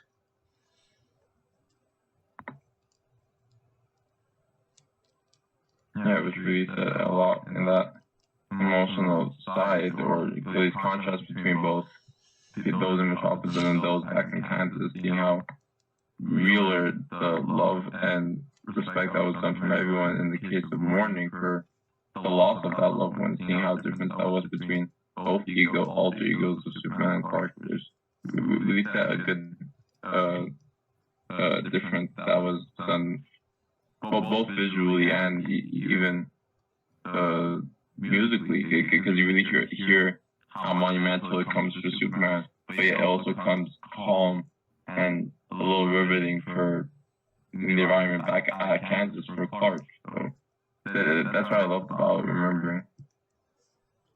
And the cherry on top of all this cake is the fact that Bruce breaks the silence by saying that he has failed him in life, but he will not fail him in death. Men are so good. Like, they kill, they destroy, but they can rebuild. They will. They have to. Wonder Woman doesn't feel as confident because she's been stepping away in the shadows, stepped away from mankind. But Batman has regained faith. And, like, there was this moment where Superman sacrificed himself to destroy Doomsday and save the world, is what fueled Batman's inspiration to be a better man. Mm-hmm. Now it's time for them to form the League. But it's not just your average, ordinary, like, let's go on an adventure. This is just them knowing this threat may be around everywhere. We're going to have to be ready for it soon. We need to look for the others, especially for that one time where Batman encountered Lex in jail. That was another, like, spine-chilling scene, because you have Batman, who's already intimidating, especially from, like, the like the lights and the flashingness. Mm-hmm. Him showing up, threatening Lex, whatever you do, wherever you go, I'll be watching you. With the brand. You have Lex Luthor, who's also as sounds threatening too, but he's insane at this point. People like to talk about. I mean, like, especially from what he witnessed after in the mothership, that little teaser with seeing how Lex's first real vision that came through of Steppenwolf, and seeing how the threat is much bigger than he had planned out from looking deep within, the history of Krypton, from what he's done from the mothership, but seeing how further he's gone to now, the connection of Apocalypse. So, like, really, that mentality just got ruptured even after. Yeah, he opened up a Pandora's box, and now it can't be sealed off. The bell's already been rung, and they've heard it. They've heard it. In the dark, amongst the stars, ding dong, the God is dead. in the final threats while the violin was I playing. can't wait to watch BvS again. I want to rewatch the other two movies in preparation for Zack Snyder's Justice League. Like, just everything about this. Like, people would think that this is like a dull movie, but there's so much when you revisit it, especially when you get something even cooler popping up, that you just want to revisit it and think, "Holy crap, they meant it! Like, Yeah. it's finally coming true." I can still hear Alexa's ding ding ding ding ding ding dings in my head. Like, there's so many creepy things that will still pop in my head, and Lex's ding ding ding ding dings are threatening. They're far more sinister and even scarier than most horror movie stuff, because this is the kind of guy you would take for granted, but when something ends up like being true, or like a threat, then you're screwed. Unless you're prepared like the League is. And the film ends off with a much more somber note. More somber than what we got with Man of Steel. We ended off with Lois welcoming Clark to the planet. But now, she has to say goodbye to the one she welcomed. However, it doesn't end just yet, as it all starts to arise when the dirt that she dropped rises up before the movie ends. And end credits. Holy crap, that was a lot to talk about. Oh my gosh, and that was just one whole film. And we haven't even gotten to the other three subject matters yet. Oh yeah. Let's just end this off with one thing. Even my mind was off of that. Let's just end it off right here saying that Batman v Superman is a very one-of-a-kind film experience. And it's something that your average moviegoer is going to have to get used to in terms of rewatches. If you're more used to the traditional point A to point B films, you're not going to be prepared for this. But if you have the attention, if you have the guts to continue on, if you have the guts to continue watching the movie from repeated viewings, then you're going to love BvS even more. It's very thought-provoking, and it definitely shows you the fact that we shouldn't see someone like Superman as either a god figure or a devil figure. We just see him as someone that's wanting to do the right thing. Especially when you remember how Martha and Jonathan want him to do the right thing, whereas his father, Jor-El, wants him to be a symbol of hope for all these individuals, even though he's more treating his son as like a god of sorts. And it's just very breathtaking. It's very iconic. The constant rewatches always keep me addicted to seeing more of the film. And I'm going to see it again in preparation of Zack Snyder's Justice League. Holy crap. Never thought I'd be saying that because, well, we've already talked a lot about Batman v Superman. So overall, I give it a 10 out of 10. Perfect film for DC. And while the Dark Knight trilogy always hold a place in my heart, this excels beyond the Dark Knight trilogy. And it'll also be a far more worthwhile film to revisit than anything that's come out of DC since Justice. Yep. Well, aside from the Snyder Cut, of course. But that's a lot said about Batman v Superman. Let's talk about Power Rangers Zeo. This is the first season of Power Rangers to stray away from Mighty Morphin, and on the grand scheme of things, because for the first 3 seasons of Power Rangers ever made, it's all Mighty Morphin. We've had the same suits. We've had the mostly same characters, although some of them have been replaced. We switched the Megazords around. We get stuff like the Green Ranger being replaced by the White Ranger. But Zeo is the first season where we diverge away from Mighty Morphin. But whereas most seasons are just replacing the main team with a new team every year or every 2 years, Zeo is a continuation of Mighty Morphin. At the time, the Alien Rangers were doing their thing, making sure that they were able to save the world, while the Rangers, the Mighty Morphin Power Rangers, which at the time consisted of Tommy, Adam, Catherine, Billy, Aisha, and Rocky, were trying to solve their own problems because Master Vile turned everyone into kids. In Angel Grove, at least. So the Rangers had to travel back in time or go around different parts of the world to get the Zeo crystals that they split off in hopes of winning against the bad guys. The alien Rangers did their own thing. At first, everything seems like it's going to be back to normal. They got the Zeo crystal, but the base has been destroyed.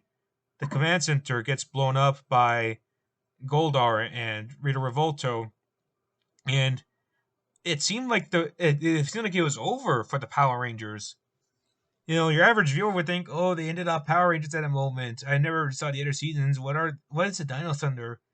But those that stuck around saw that the Power Rangers were reborn. While the original base and seemingly Zordon and Alpha were done for, grabbing the Zeo crystal took them to the Power Chamber, a backup place that allowed them to become the Zeorangers with the power of the Zeo crystal. Billy steps down for the team as the Zeo crystal rejected him, but now we have the new team, which consists of Tommy, goes from White Ranger to Red Ranger, Rocky, who goes from Red Ranger to Blue Ranger, Adam, who goes from Black Ranger to Green Ranger. You have Tanya, who replaces Aisha in Season 3 when they were in the Alien Rangers arc. She becomes the Yellow Ranger, and Catherine goes from pink to pink. Obvious, right? Yeah, a lot of changes from that, going on in the story. I mean, it sounds like that, yeah. And thus, Power Rangers Zeo is born. The Rangers themselves are prepared to take on the bad guys. With their new powers, their new Zords, their new suits. And while everything might seem like it's going to be nice, fine, and dandy, they do have a reminder about their past. Because if you ever saw the show, the Zeo Rangers would normally have the Mighty Morphin suits in chambers as a reminder of the legacy that they possess. In fact, I would say that Zeo is a great way to continue off of Mighty Morphin, because Mighty Morphin Power Rangers is turned into ashes at this point. Zeo is a metaphorical and literal phoenix that rises from the ashes. And it makes sense too. Make sure you pretty much replace the Black Ranger with the Green Ranger. But more importantly, it shows that Zeo itself is a reincarnation of the Mighty Morphin Power Rangers in terms of spirit. Also shows out the fact that we have a similar setup for the Zords in terms of the powers as well as the layout. And of course, we have the same team. They've stuck around for the most part. Now, in this case, the villains, the original Mighty Morphin villains, have been on the run because of the Machine Empire taking over. And I have to say that the Machine Empire itself is alright, but I don't know. I never really had much of an attachment to the villains from the older seasons, aside from Lord Zed and Goldar, because most of the villains have been kind of goofy in some ways, especially when parents complained about Lord Zed being far too sinister in Season 2.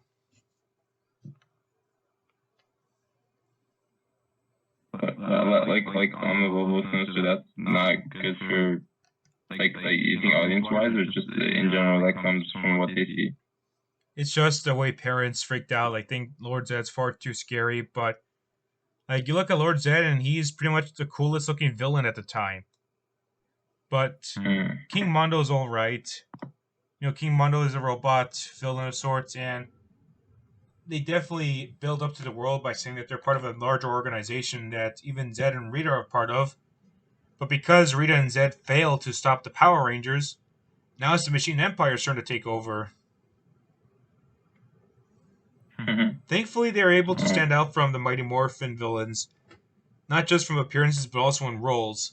They're pretty much going to do what the Mighty Morphin villains failed at. And for the most part, Zeo itself is played off somewhat the same as Mighty Morphin, but less cheesy, less goody two-shoey. I mean, it's not like the Zeo Rangers have to go back to school and try and rebuild everything. They're just resuming stuff. Which is alright, I guess, for those that don't want to feel like they have to rewatch all 3 seasons of Mighty Morphin if they're new to Zeo, but at the same time, it does feel a little bit of a setback for those that saw the tension from Mighty Morphin. But that being said, we do have some things for the Zeorangers to prepare for. Aside from the new threats, they also have to look out for the Gold Zeoranger. And the Gold Zeoranger himself is an alien known as Trey of Triforia. However, he's been split into 3 triplets and now has to pass on the Zeo Gold powers to somebody else. That being Jason, the original Mighty Morphin Red Ranger, who disappeared in Season 2 because he had to go to a World Peace Conference, and of course, when I see disappear, the character left the show because of the Peace Conference.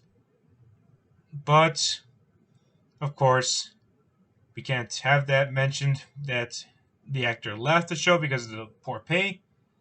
So he's pretty much back as Gold. Wow. Yeah, that's definitely a lot to say. And while we do have stuff like the new powers, we have the Auric the Conqueror guy, as well as the Mighty Morphin villains trying to go back around, and Bulga Skull moving past high school and doing stuff like police work, detective work. Zeo admittedly feels the same as Mighty Morphin, except somewhat better.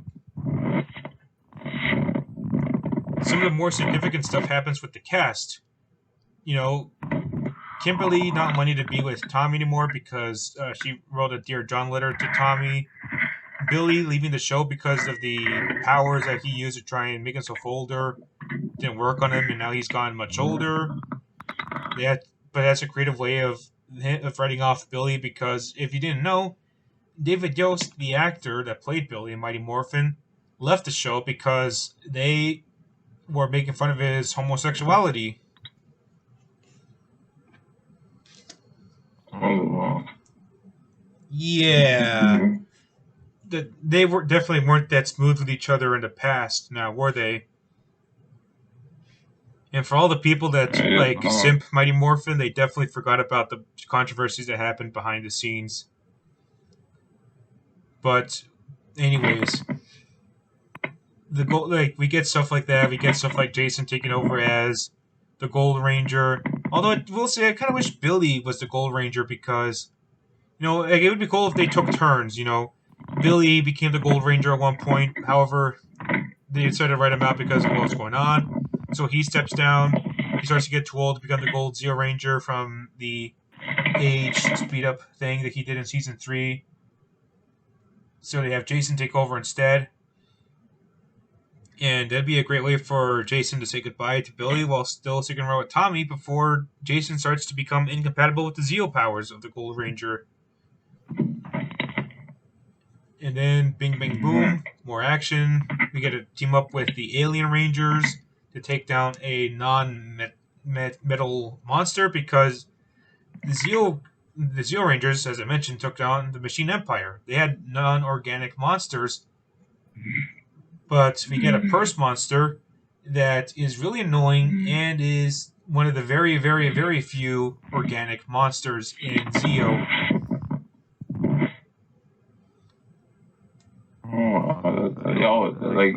One of the first ones that came through the story, from the front of the Zeo. I suppose. But truth be told, Zeo, there's not much to talk about Zeo, because it's sort of like I already mentioned, it's like Mighty Morphin Reborn, but at the same time, its story isn't that big, aside from the Gold Ranger, the Alien Rangers, Billy leaving, the finale, or lack thereof, because the finale doesn't really feel like a finale. And people complain about the Neo Saban era for every season that feels sort of not like a finale before they go into the super season? I haven't heard much people complain about that much before yet.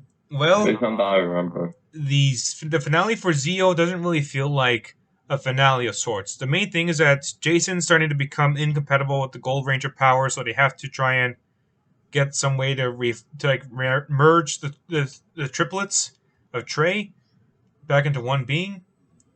And it's just a reflection that it was great to see. I sucked that I had to give up the powers again, but Tommy said, "Hey, you proved that you're a worthy guy," something like that.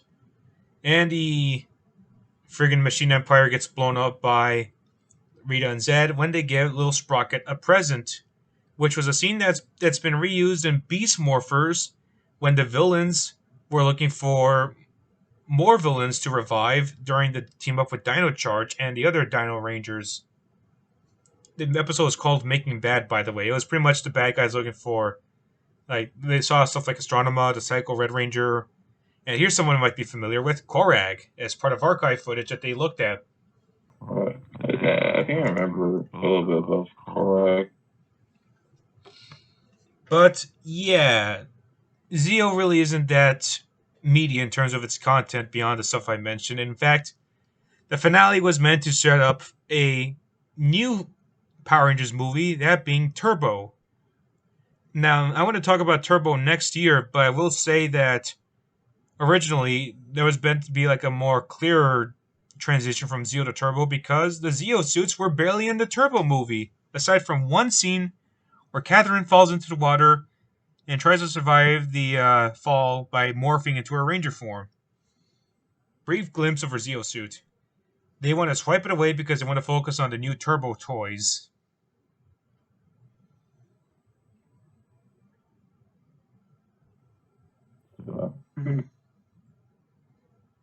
But yeah, like that's like it's just weird to talk about, and I'm gonna be honest, I feel like not really going further with Zeo because it just feels the same as Mighty Morphin, but aside from the transition stuff.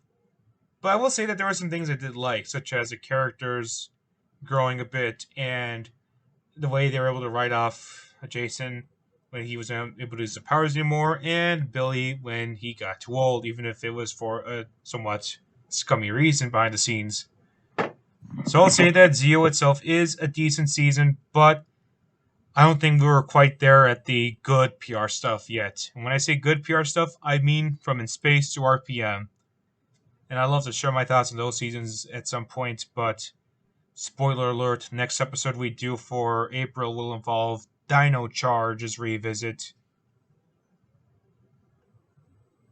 But what would you say for Xenomorph? Like, does it fall off? In by itself as a season compared to some of the other lesser seasons that you think would fall for Power Rangers as a whole? What I mean to say is that Zeo itself is alright, but it's not as meaty as one would expect. Sure, it's a reincarnated Mighty Morphin, because the Mighty Morphin Rangers rise from the ashes as the Zeorangers, but beyond that, most of the stuff is more or less the same as MMPR Season 2 or 3. Right, yeah. But I'll give Zeo a 6.9 out of 10 for being a decent season, but not a perfect one.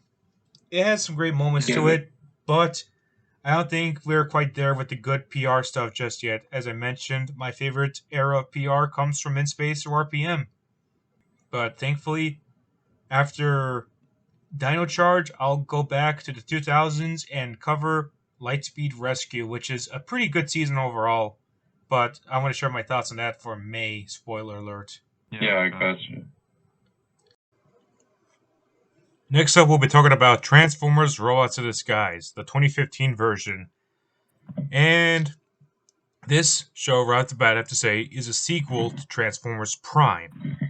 It may not look like it because its animation style is different and neither of the older cast characters are there, but as it turns out, it's a continuation of Prime because the story involves Bumblebee with a rag team of Autobots looking for Decepticon fugitives that escaped to Earth from like a damaged ship that was supposed to take him somewhere, but they are everywhere on planet Earth. And now Bumblebee's got to go there. Accounted for by Optimus Prime. He's with him are the likes of Sideswipe, Strong Arm, Grimlock, Fix-It, and later on he meets people like Drift, Blur, Ratchet, his former partner from Prime, as well as the likes of, we already mentioned Windblade again, as well as, well, we get to see Bulkhead again from Prime, and of course Optimus Prime, among all the other characters. But yeah, Transformers Prime was already a great show. It was my favorite Transformers show of all time. Certainly a great piece of media, and I dare say I have a bit more respect for Prime than I do the movies, and I grew up with the movies. But the thing is that Robots in Disguise sort of feels like a downgrade from Prime. Robots in Disguise itself is a kind of a underwhelming season overall compared to what we got with Transformers Prime. And I try not to act like a purist for Prime, but the truth is that it just feels flat. It feels one-dimensional. It hasn't gotten much to work with. The first season is the weakest of them all because they keep on repeating that sort of monster of the week situation that Power Rangers is known for. Ironically, we just covered PR. The truth is that wouldn't be a bad thing, but it always repeats itself with like one monster always escaping. It's usually Steeljaw, and it's kind of underwhelming by the fact that the first season just doesn't have much going for it. Barely anything happens aside from Optimus Prime appearing, trying to get himself back to the real world after his sacrifice in Prime. But even that doesn't feel that special because it's mostly just basic challenges. Optimus Prime should consider himself as an equal individual towards the rest of the Primes, and I know there's an explanation for it, but it doesn't feel as satisfying of a conclusion as what we got previously with what we got before. Optimus Prime really shouldn't prove himself to be a challenge or someone that would go up these challenges. That'd make more sense for someone like Rodimus, although it doesn't exist in this continuity. But that being said, the intent is there, I just don't see it working as well as I'd like. I also don't like the fact that it took like all these episodes to try and build up to a story, yet we get stuff like, we get gimmicks, we get armor, and all that sort of stuff. Season 3 is where we get the combiners, and Season 2 is where we get the mini-cons. But it's just like filler. Like, most of it just feels like filler. I'm sorry. It's not bad, but it just feels bland. Not much really feels like it's an ongoing experience. Not like it has to be exactly like Transformers Prime, but if you're gonna make a show work with its filler, you better make it seem like it's a satisfying episode to watch every week. A show like Beast Wars is a good example of how to handle it. Its episodes sort of have this episodic feel to them, but at the very least, they have something going on, especially in the background. Not to the same extent as Prime, where stuff feels more serialized, but at least with Beast Wars, stuff feels like it's happening, something bigger is happening in the background. With Robots in Disguise, shit barely happens until you go to the season finale, Battlegrounds, where the Autobots need to go up against Megatronus, one of the fallen Primes.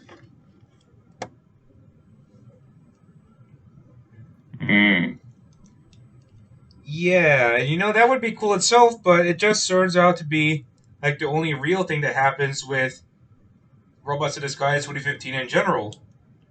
If it weren't for that episode, I would consider RID 2015 to be pretty lackluster.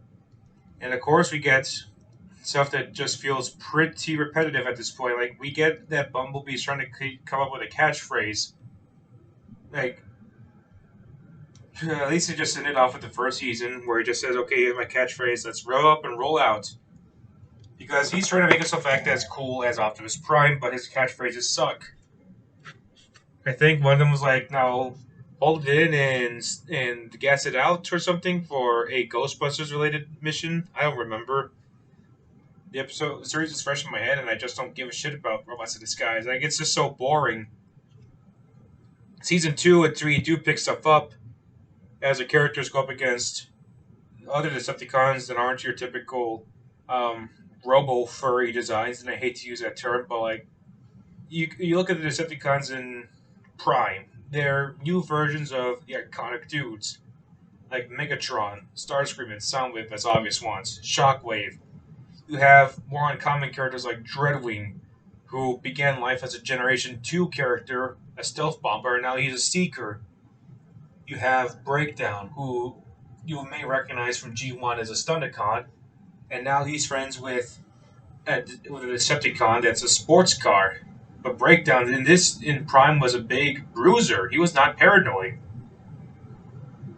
You go to the Decepticons, robots in disguise, and while I do appreciate their creativity, the fact that they're all animals would like have animal themes to them isn't a bad idea, but it's just that some of them kind of feel like furries in a way.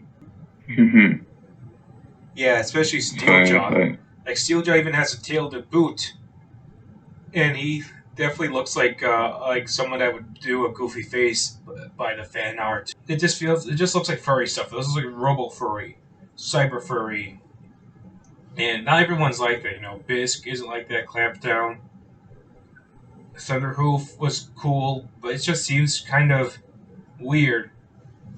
But hey, at least they try to do something with it. They try to be creative because Megatron and Prime ran away at the end of the series because he witnessed the tortures that Unicron gave him, and he had a bit of a reform of sorts.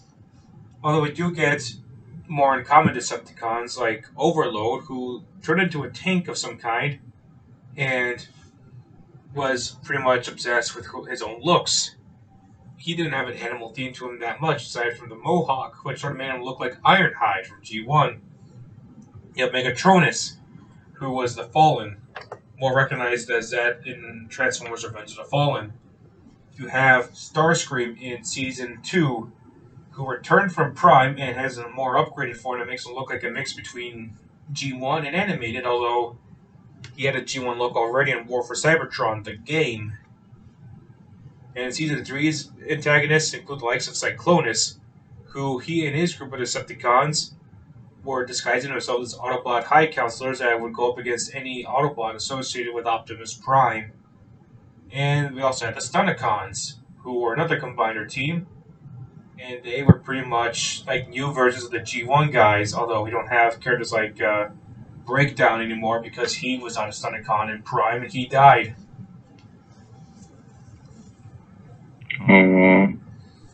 We already mentioned the Decepticons. What about the Autobots? Bumblebee in this universe is much older than when we used to see him in Prime. I mean, he can talk. He can talk fluently now because his voice box was restored at the end of Prime. He has a mouth. He has a face that looks sort of like a mix between Hot Rod and Ironhides. And, you know, he was fine. He was much older. He was like, he had a bit of like a Batman Beyond feel to him because their voice actors are the same. So that wasn't too bad. The other characters I didn't really care about that much, but in terms of the ones I did like, Grimlock was alright. Admittedly, your average TFA would be like, why would you turn Grimlock into this sort of goofy character? But like, I think it had to do with the fact that Grimlock in the Prime universe existed before in the video games, Fall of Cybertron. But he was much darker than this new Grimlock is. Whereas the Grimlock and Robots in Disguise can probably be described as the Hulk from The Incredible Hulk, the Grimlock in... Man, I think I screwed that up. Whereas the Grimlock in Fall of Cybertron can be described as the Hulk from The Incredible Hulk. The Grimlock from Robots in Disguise 2015 can sort of be like Cyborg from Teen Titans. Hell, they even have the same voice actor. Carrie Payton? Yep. Wow. And weirdly, they have a bit of a similarity to them. I mean, they probably want to go with that sort of connection that Robots in Disguise and Prime are in the same world. But they definitely reeled it in too closely with the fact that Grimlock reminded me a lot of Bulkhead. And while I do love Bulkhead, I prefer him over Grimlock because Bulkhead doesn't really feel that comedic. Like, sure, he's a big lug nut, but he's still a guy you can take seriously. He also has a bit of like a bruiser feel to him that make him on par with Ironhide. Whereas Grimlock for Robots in Disguise is sort of like a big doofus in a way. Kind of hard to hear in the contrast for how it was from the other series. Yeah, but thankfully to the fans that were worried about the change, the Grimlock in Fall of Cybertron is not the same as a Grimlock for Robots in Disguise. A writer said that it's not. A writer said that Grimlock is a common name amongst a lot of dinosaur transformers. and you pretty much assume that okay, that's a common name, so you can have two Grimlocks that coexist, one from the video games, one from the cartoon, Robots in Disguise. But then Rescue Bots Academy shows up, and the Grimlock from Robots in Disguise now looks like the Grimlock from the video games, but more friendly, and he turns into a motorcycle while his main robot mode is a dinosaur. And his friends are the same characters from the video games, apparently? That doesn't make sense, right? Yeah. Yeah. It's weird, too, because apparently, like, Rescue Bots Academy, I don't think we'll talk about, but that's in the same universe as Prime and Rescue Bots. In fact, the video games, War for and Fall of Cybertron, Transformers Prime, Transformers Robots in Disguise, Rescue Bots, and Rescue Bots Academy, they're all in the same universe. Which doesn't really make much sense. Because you go from the characters looking like the G1 designs in the games to the characters looking like the mix between movies and animated and Prime to new designs for Robots in Disguise 2015, which makes sense. But then Rescue Bots, which takes place around the same time as Prime and Robots in Disguise do, Optimus and Bumblebee are different. Like, Optimus Prime looks like a more cartoony version of the G1 design, despite the body upgrades that he received in Prime and Robots in Disguise. And Bumblebee, he looks like a weird take on the movie design, but more cartoony, and his windscreen looks sort of like drifts in the chest. G1 drift to be exact. Like, it's weird. And Yeah, especially in the continuity sense. it definitely shows how unaligned the aligned continuity is. But yeah, let's move on from them. Sideswipe is in the show. He's less of the cool guy like with G1 robots but he's less of a cool guy as we saw with G1 in the movies, and more of a hot-headed punk in the series. Better than the Armada Sideswipe, who was sort of a dork, but not saying much, to be honest. He always has beef with Strongarm, who was a blue, beefy fembot that was a cop. And she's the kind of guy, like the girl that likes to go along with the rules. But whereas she hates Sideswipe because of how annoying he can be, she loves Bumblebee. She looks up to Bumblebee. And she's a rookie, by the way. Oh, yeah. We also have Fixit, the Minicon, who looks sort of like a weird mix between, I don't know what he's trying to be like. He's weird. Like, he looks like Rattrap from Beast Machines, without looking like Rattrap from Beast Machines.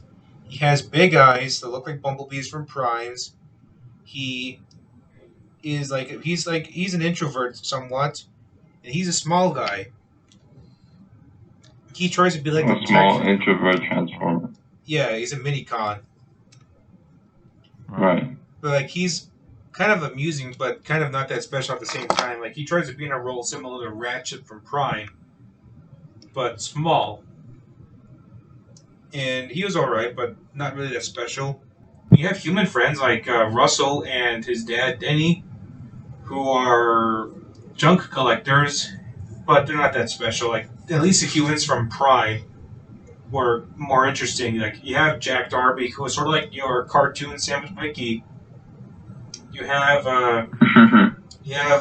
Miko, who's pretty much like all the other girl characters from the Unicron trilogy. You have Roth, who's sort of like another thing. He looks sort of like an American version of Koji from Robots in Disguise 2001. And you have someone like Agent Fowler, who's pretty much a condensed version of the soldiers and the government people from the movies. Like, those guys have more to like than the humans and Robots in Disguise do. Yeah, okay, yeah, the Autobots, the other Autobots are alright. Jazz was alright. Windblade was pretty cool, but nothing that special. There were transformations apparently based on Sailor Moon. You have Drift, who's obviously there because they wanted to capitalize his appearances in the movies, which is not a bad thing. I also like Drift in this series as well. Like Drift is one of my favorite characters, and while he was a bit hard to get into with G1 or the IDW comics at first, I grew to like him, and it's also thanks to the movies and Robots in Disguise that I liked Drift even more.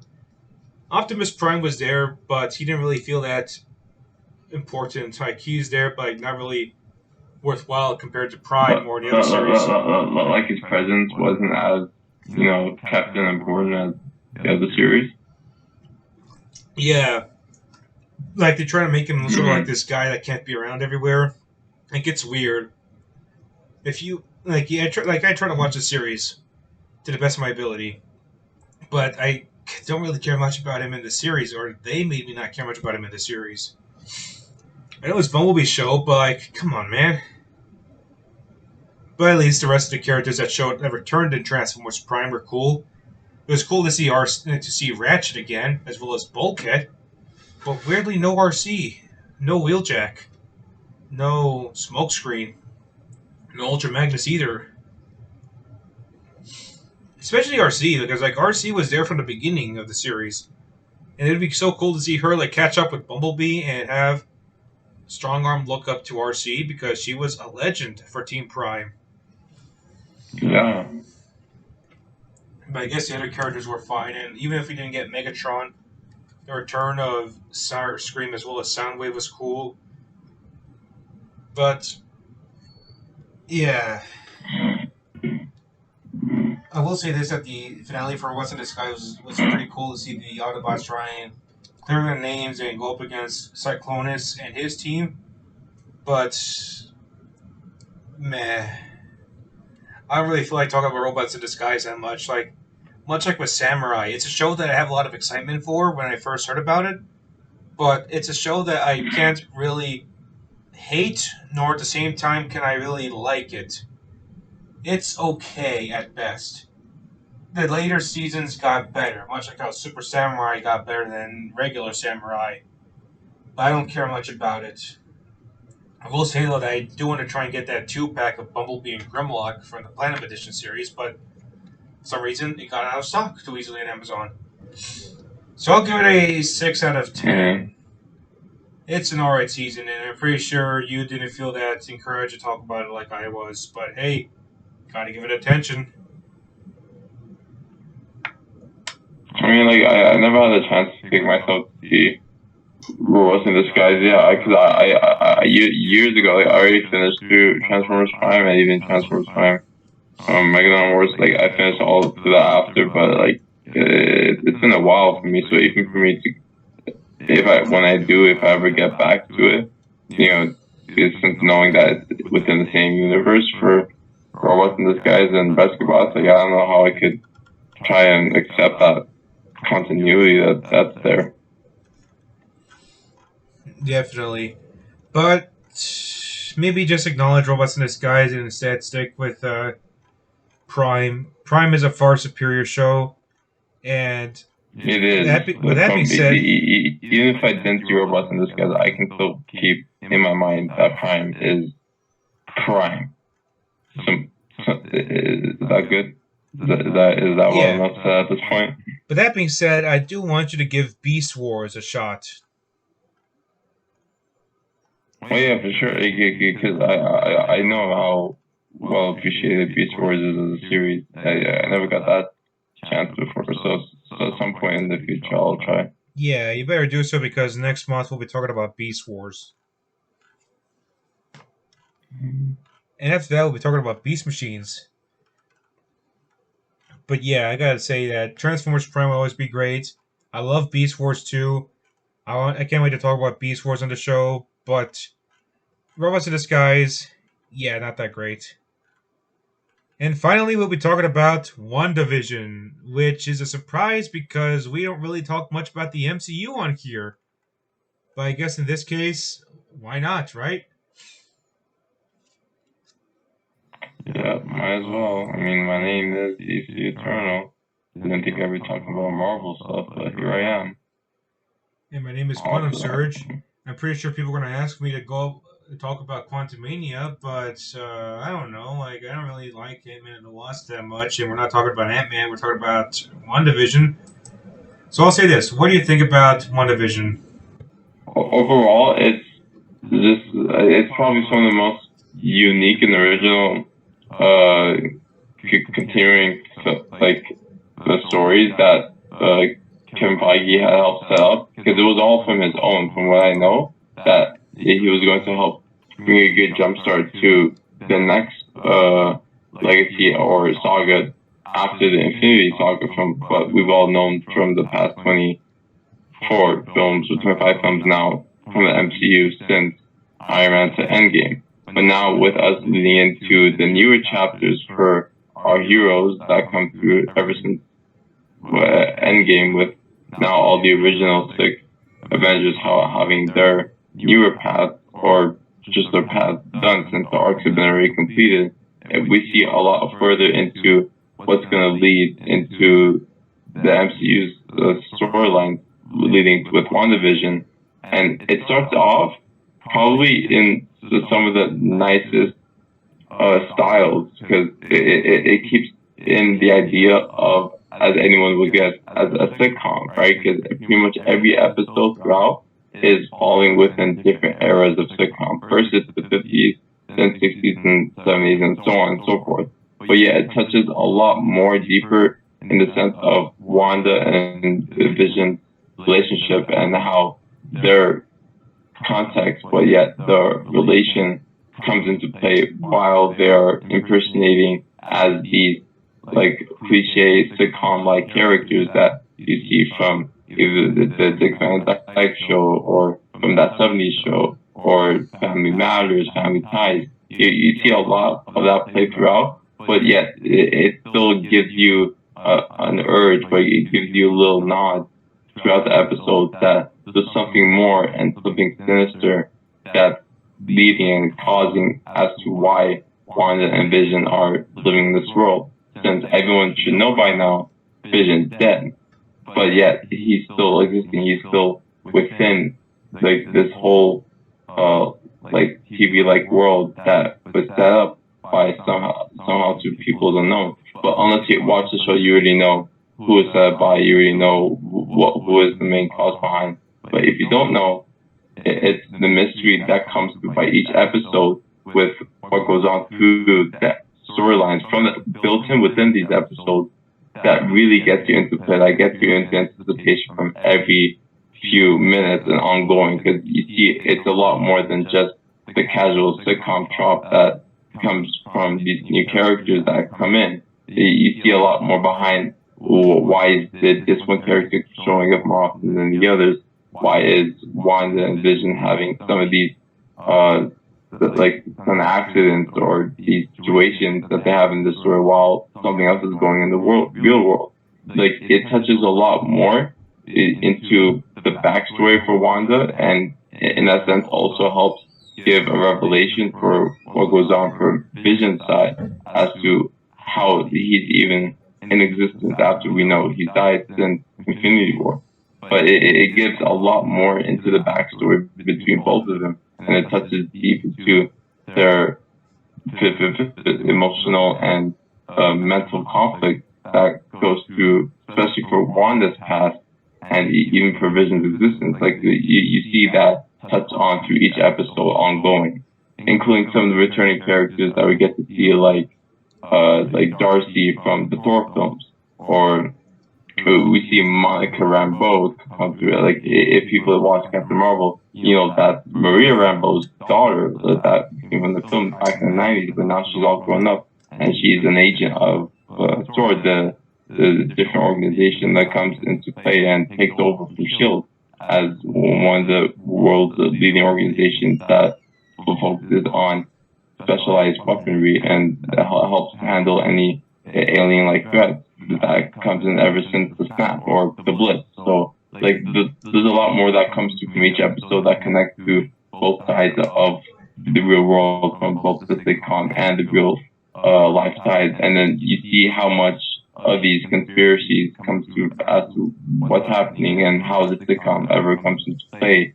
But, like, you see from each of these characters' side as to how their alignment to the overall conflict meets and collides. But then later on you see there's a lot more than just how it all comes to play. You see what goes behind it, and you see from certain characters that gives a little nods and hints that they have more to their purpose than we see from the eye. And it's honestly overall some of the best television that I've gotten to see from just in general, even from what Disney Plus has been doing. They've given a show that's really on the highlight, like The Mandalorian. Holy crap, that was a lot to talk about for WandaVision.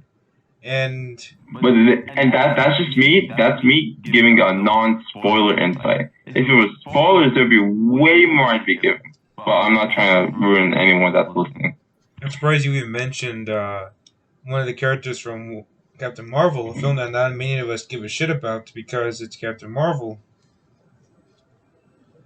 Respectively, yeah, I know to some people, but like I can't lie. I do watch the MCU, even though I am DC Eternal, but in some ways I'm also Marvel Eternal. And I know it's been like a joke that's been said from some of us before, but like I still follow a lot through what goes on from the MCU because I'm still in respect both a DC and Marvel fan. Like I have respect to like both comic book platforms all my life, like ever since I was a child. So I do give respect to what goes on for the storylines for both in the film universes of DC and Marvel. But like I have a lot more attention and love to the DC universe as a whole.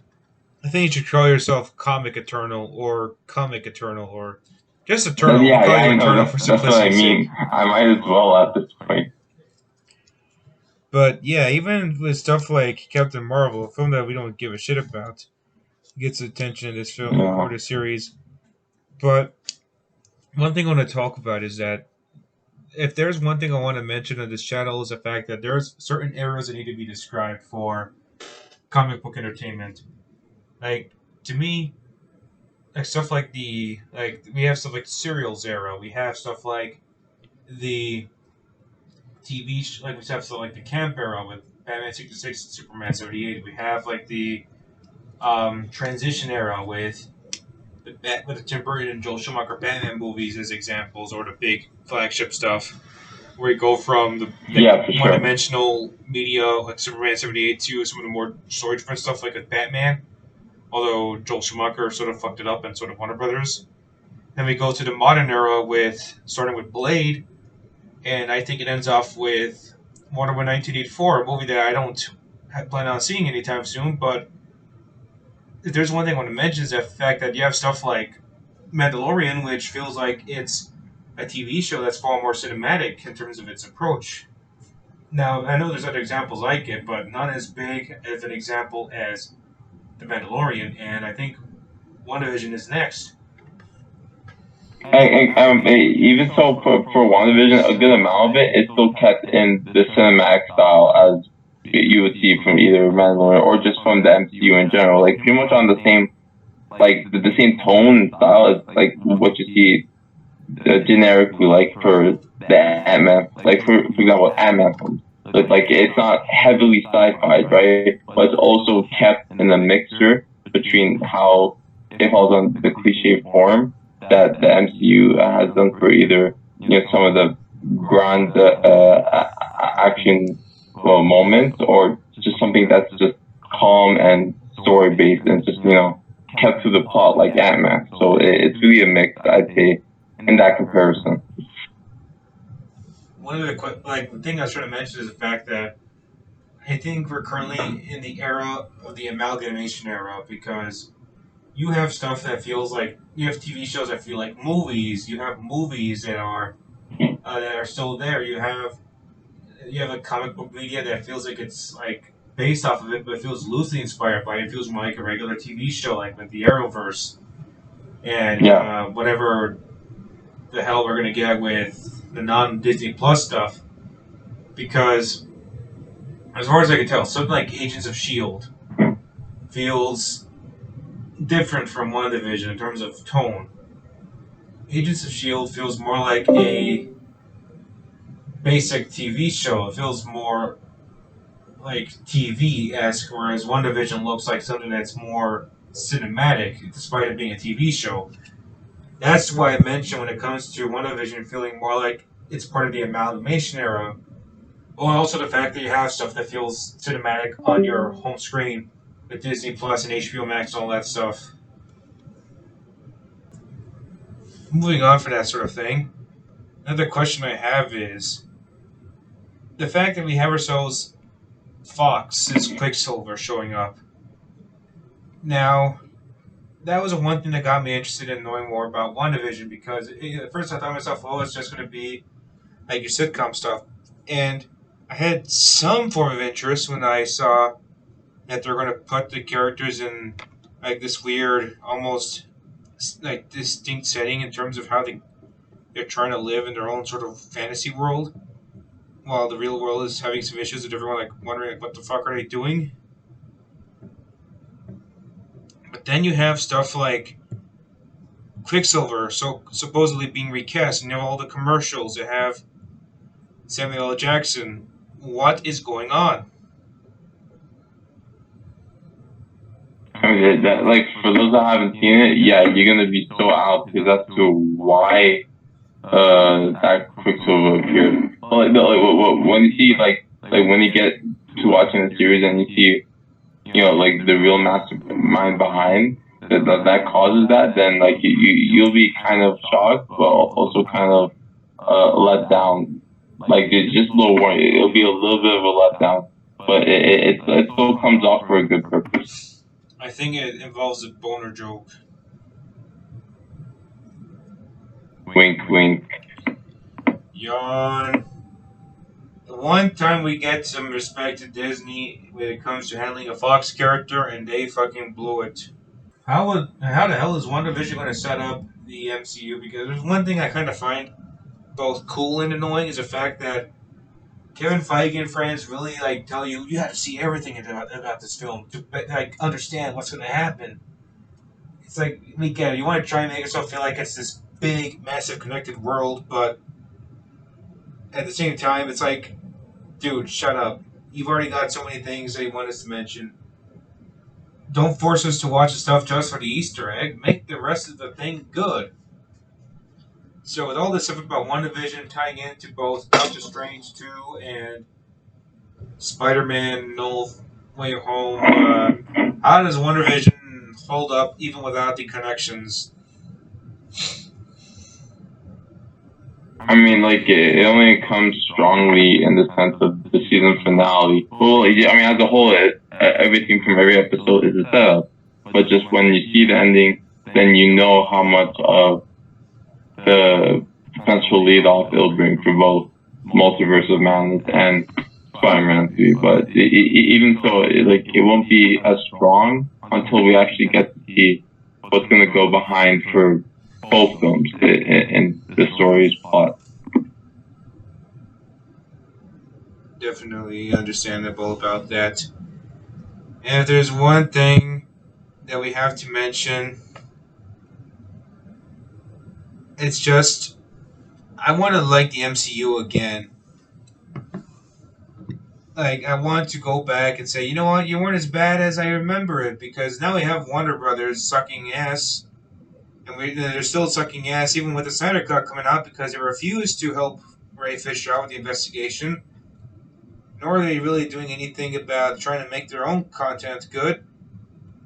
But that being said, like, can we say that stuff like WandaVision and whatever the hell we're going to get after that to be slightly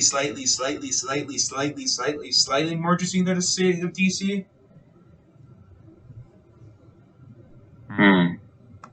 Because I saw the new slate of DC.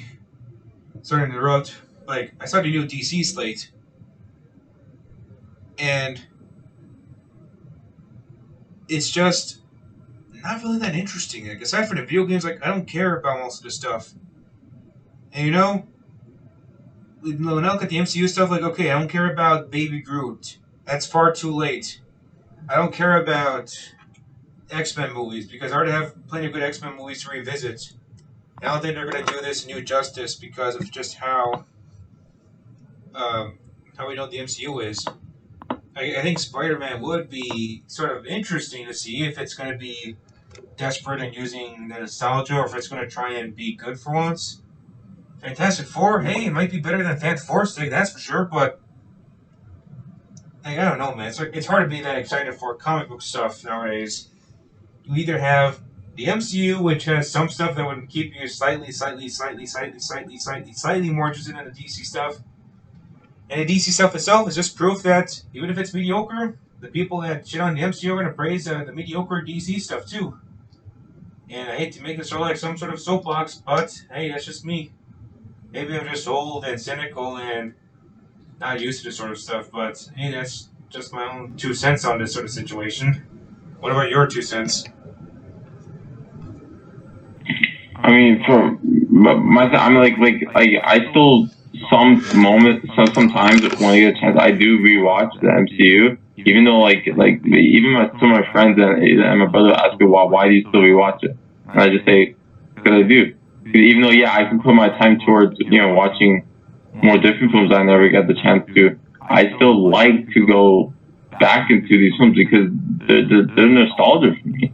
I've been watching it probably for the MCU wise. I've been watching since thanks to Blockbuster for my first case of getting Iron Man, and then for the Incredible Hulk, I just only remember seeing that. I'm pretty sure Blockbuster too, but also from just on TV, like one of the channels from my city was playing it, and then every other film after I've gone to see in theaters. My first one was Iron Man 2, and every film since Phase 1 to now I've been seeing through theaters, and I've been always in tune. I've been always following through the storyline since the start came a lot for the Marvel films, even before Disney helped jumpstart the existence and made it one of the biggest film franchises in history. I'm proud to get to be part of that fandom history since then, at least before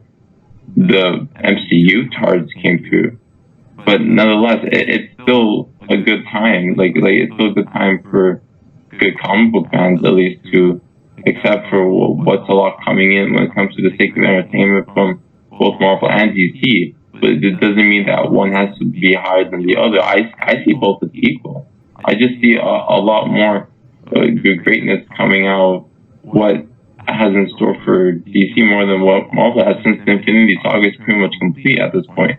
So there's nothing much more potentially exciting to expect except for Spider-Man 3 and Doctor Strange. But until then, we just know what more greater is going to come for the DC film slate at this point. We can agree to that, though, right? Well, for now, I could just say that at least I have some good stuff to revisit from the old days. The new stuff itself, aside from a very few amount of things, I could give less of a shit about the new stuff for the most part. But I guess I could say that WandaVision is one of those things that, has a certain charm to it. It ain't just a typical MCU thing, and even if there's things I didn't care much about, at least they try to be unique. Yeah, they tried in the first few episodes, and then I can't lie, for sure, some bits do fall off generic, especially in some of the last episodes. But just overall, it was a potentially great concept of further storytelling for Wanda's the newer side to the story for after Infinity War Endgame, but falls off and flat in some cases. But that follows a lot more for what you expect as a generic, what would you describe the MCU in the general film sense? If you just show this to a film gob that never seen a Marvel film, they would expect in their mind some of the episodes that were in the show. But just overall, it adds strong potential to be some of the best television. It's not for sure, but it's some of the nicest ideas that Marvel has, especially after Endgame. Definitely. Yeah, that pretty much just sums it up. Yeah. Although, I will say that maybe the Falcon and Winter Soldier would be interesting to see because it feels more of an expanded take on these sort of thing. I don't know. Maybe we'll see what happens. For me, just the thing that I would say is I if you feel a want to lot get more Disney stronger Plus, for Falcon and Winter Soldier, in my opinion. like, the truth is, if you want to get Disney Plus, just get it for the Clone Wars season finale, as well as reliving the entirety of the Clone Wars. There, I said it. I mean, I'm not someone that really cares much about Disney Plus because of Mandalorian. You know, it's alright, but I mainly got excited for the Clone Wars stuff. Most of the Disney stuff I have, I can always revisit with the DVDs that I have and the VHS tapes too, because I have a lot of them. I mean, I have the Toy Story 2 with me right now on my desk. So, that's pretty much it I have to say. And that covers WandaVision. I think I'll rank it a decent, but still not mind-blowing just yet rating. Number-wise, I'd probably give it 7 or 7.5 out of 10.